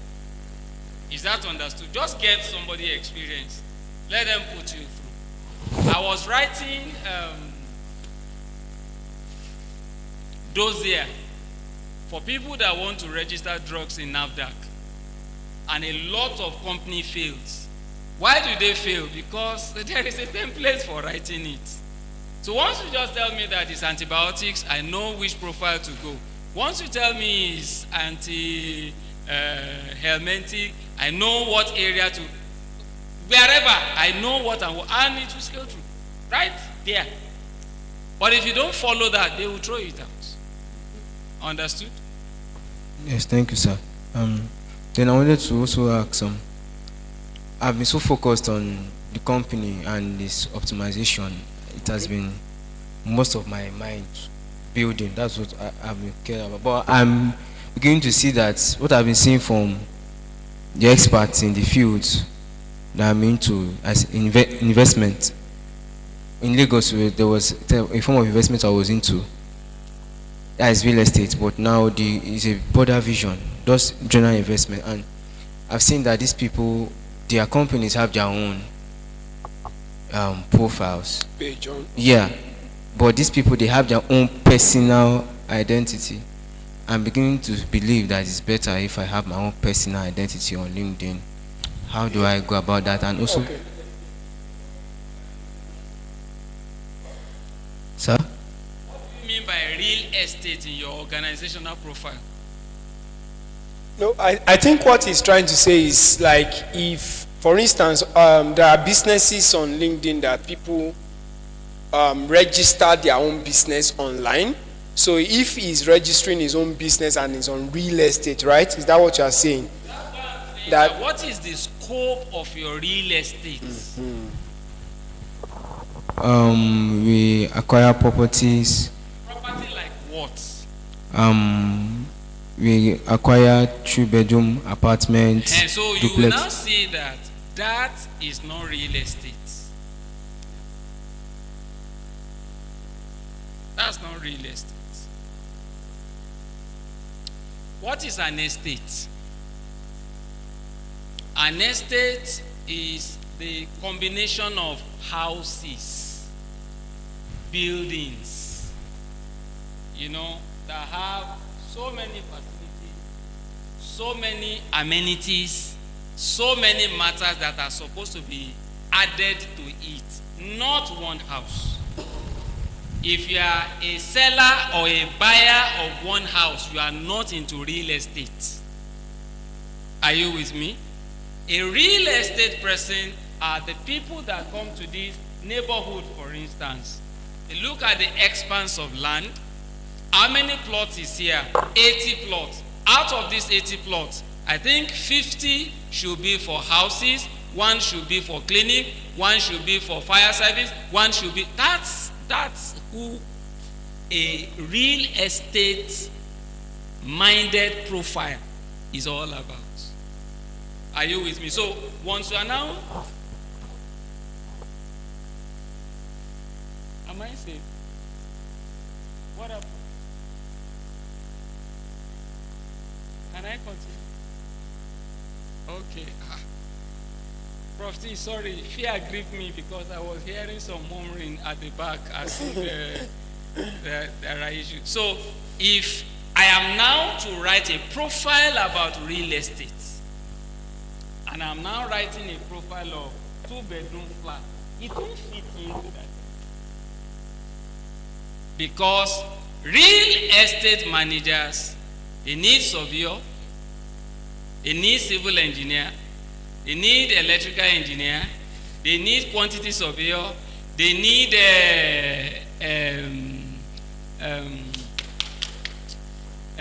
architects, lawyers. Yes, so it's not just only you now. You need that body.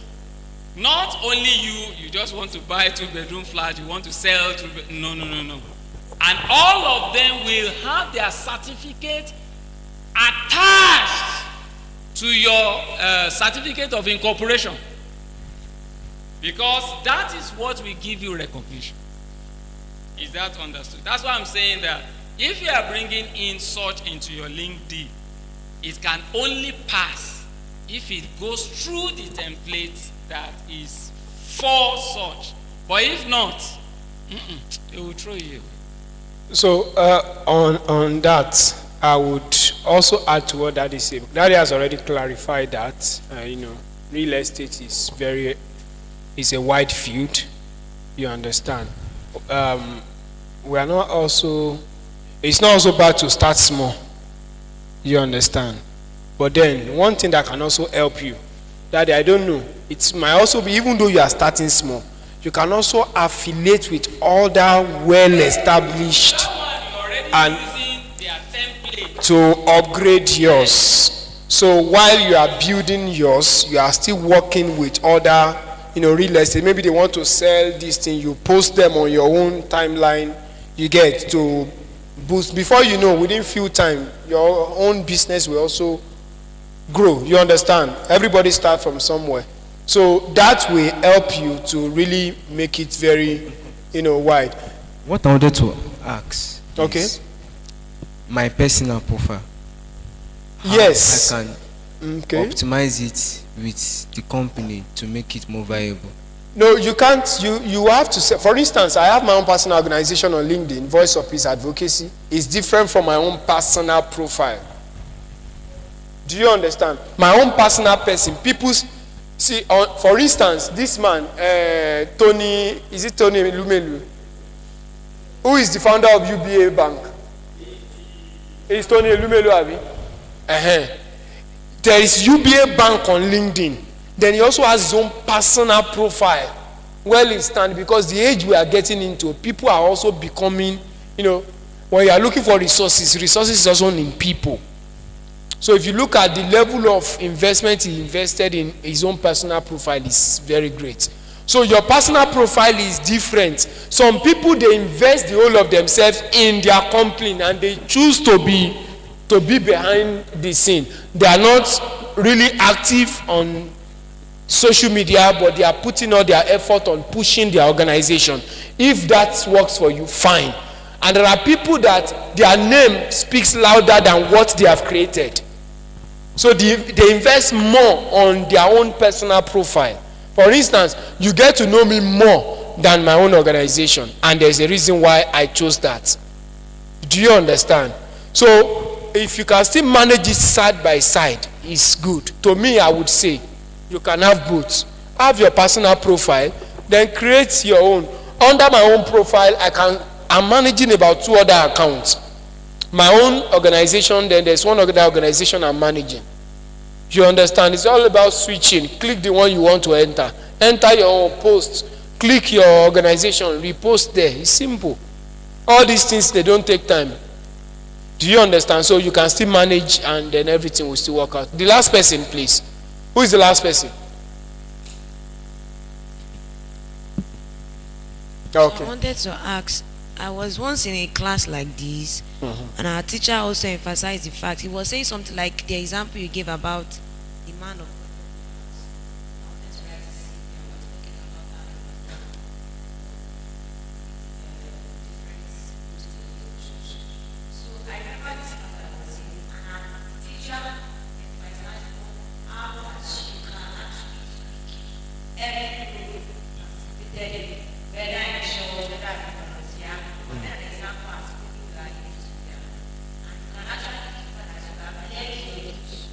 which makes you capable of being in leadership position you are applying for. So I would like, because now we say it now, maybe Okay, of what you? That means you didn't listen to the balanced this thing because I mentioned it. Sharing, okay.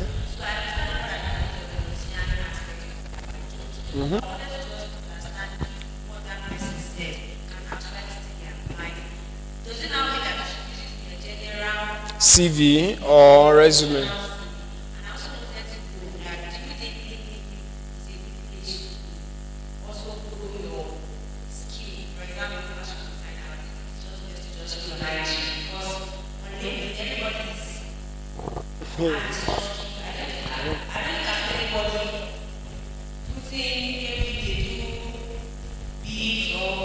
Guys or something.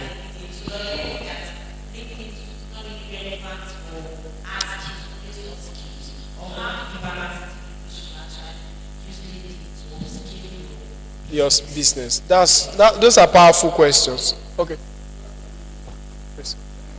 But don't compare teachings. The context that person taught you and the context this person has taught you are not the same. Don't say somebody said and also bring it to what is on ground for now. To everything you've ever done in life are packable. You can package it. If you know you are presented in a secular world, don't put Redeemed Christian Church of Christ. Just put, I've been a youth leader amongst transformed youth. It's not carrying religious name, it's not carrying, so whatever volunteering you are doing in that, you can still apply it. It's allowed. Exactly. Are you with me? Then also in LinkedIn, let me tell you, there are so many people that are looking for my partnership. Because when they check my profile, they are like, what kind of a person? Please, can you team up with me? I have this thing I want to do. And I could see in your profile that you have a similar passion on this area. Can we work together? And I'll be like, I don't know this person. So I will quickly go and check the person's profile, the person's everything, and I will see 1 or 2 persons that I also know. I will also have a search to find out about the person from the... So, see, it is when you've not started using a tool, that's when you think Instagram is better than LinkedIn. LinkedIn is a matured platform, not for boys, for men who have gone far, who are established, who have not twisted their testimony Those other ones you can manipulate, but this one is standardized. Anywhere you send it to can be proven. Do you understand? So it will always give you an opportunity to. So once you are there, package what you can do. In fact, send advertisements to as many people that have similar profile with you. You will be surprised that you will see a lot of people that will seem as if they are your followers. Do you understand? It's when I have not started using, even though I want to stop, I don't want to use again because the number of remote jobs I'm getting per week, I checked last week, I got 35. You are laughing at me. I got 35. I'm supposed to have. Thank you, sir.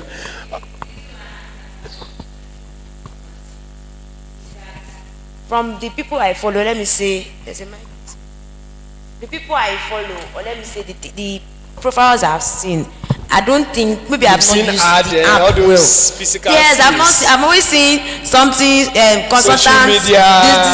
This. So I'm trying to wonder, is it a? But I think maybe Papati said that I've not used the app well. So I think that people have not done it does not mean that you should not do it. You can pioneer something.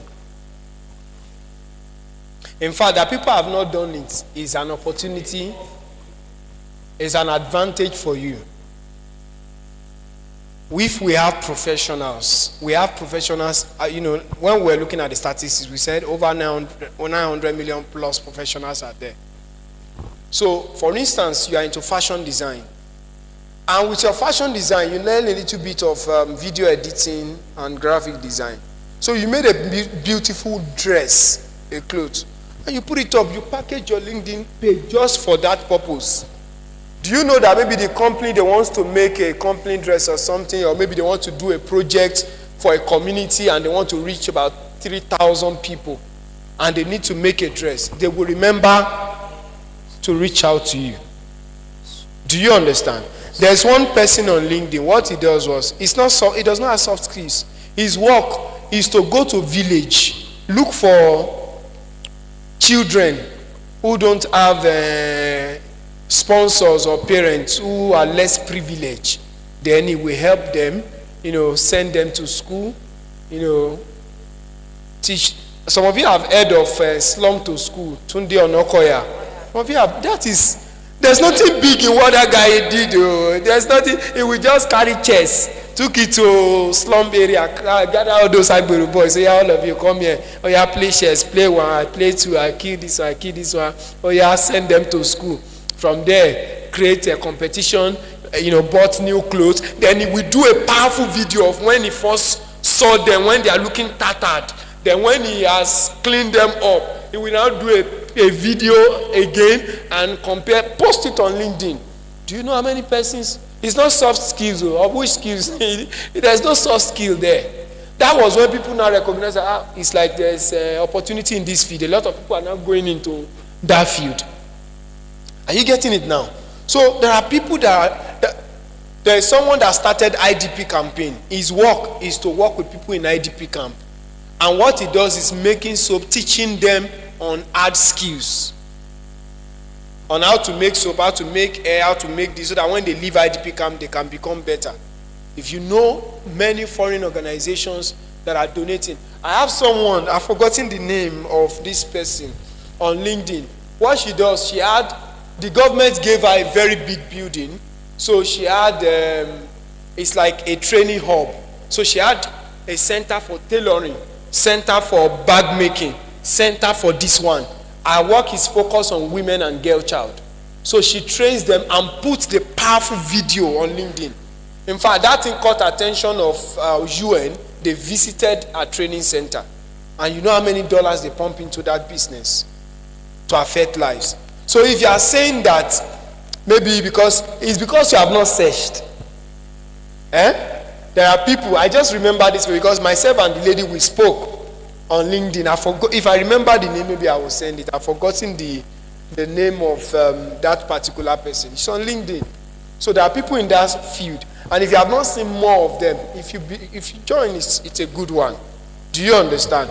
And to buttress the first point, I'm not saying that maybe you didn't get the balanced explanation, because I later explained. There is a way, maybe you didn't listen to that part, you can use it, just like Daddy said. I'm telling you, my first CV, those are the things I put there. You know, when I was in school too, I was a prayer coordinator. I led how many number of students, but I didn't put it there that I'm prayer coordinator. What if it's a Muslim that is reviewing your CV? You know, you are on your own. You understand at that point. So there's a way I package it. You know, I think I remember I put student leader, led over 100 students. You know, and I wrote some things I accomplished, organized training, organized this one, that one. I put everything there.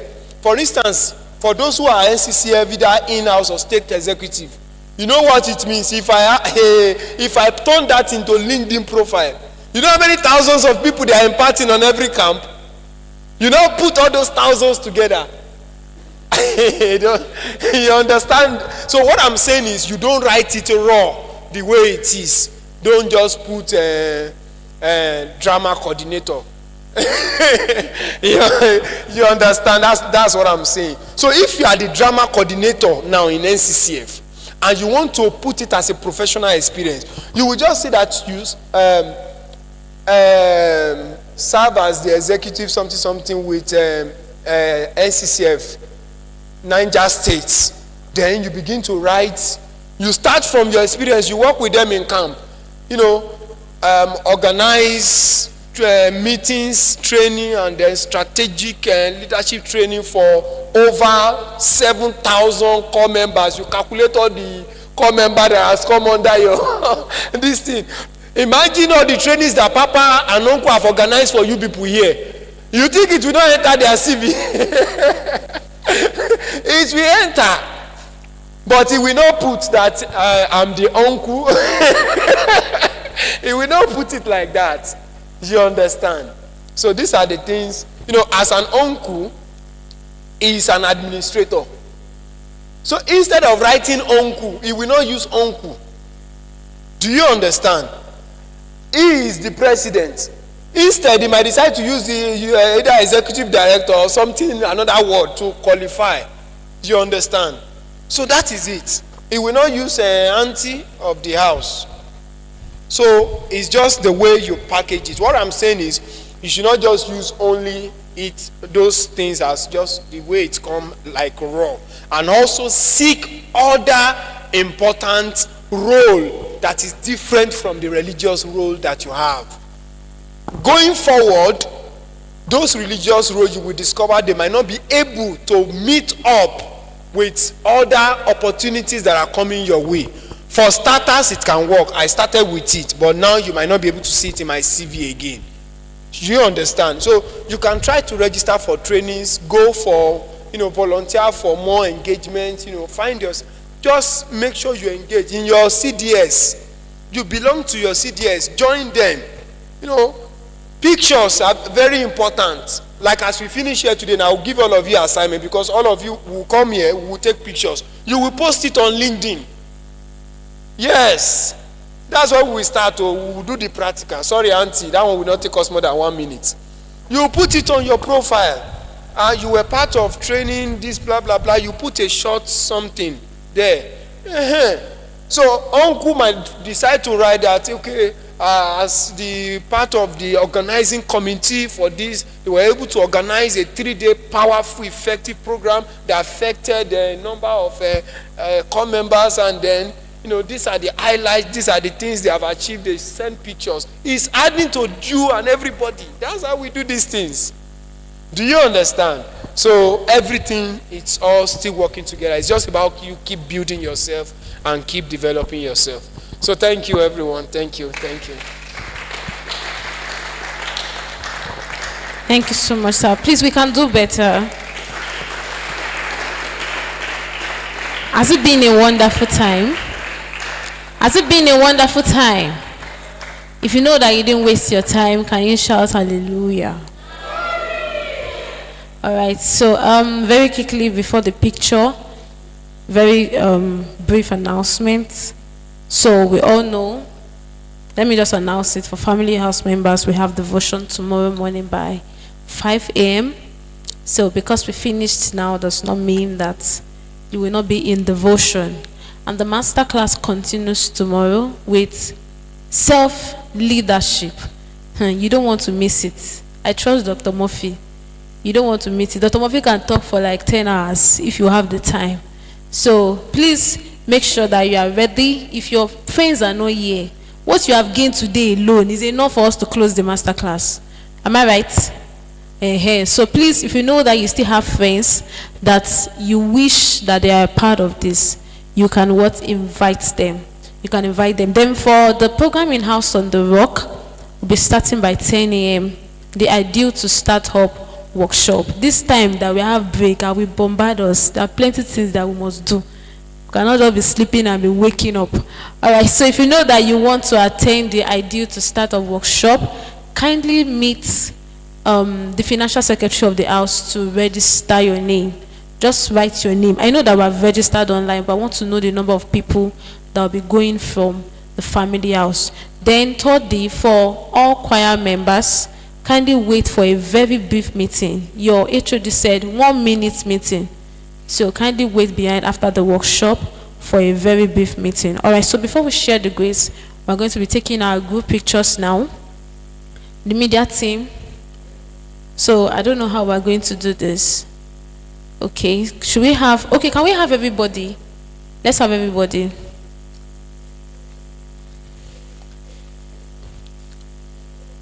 Let's have everybody to share the grace. Okay.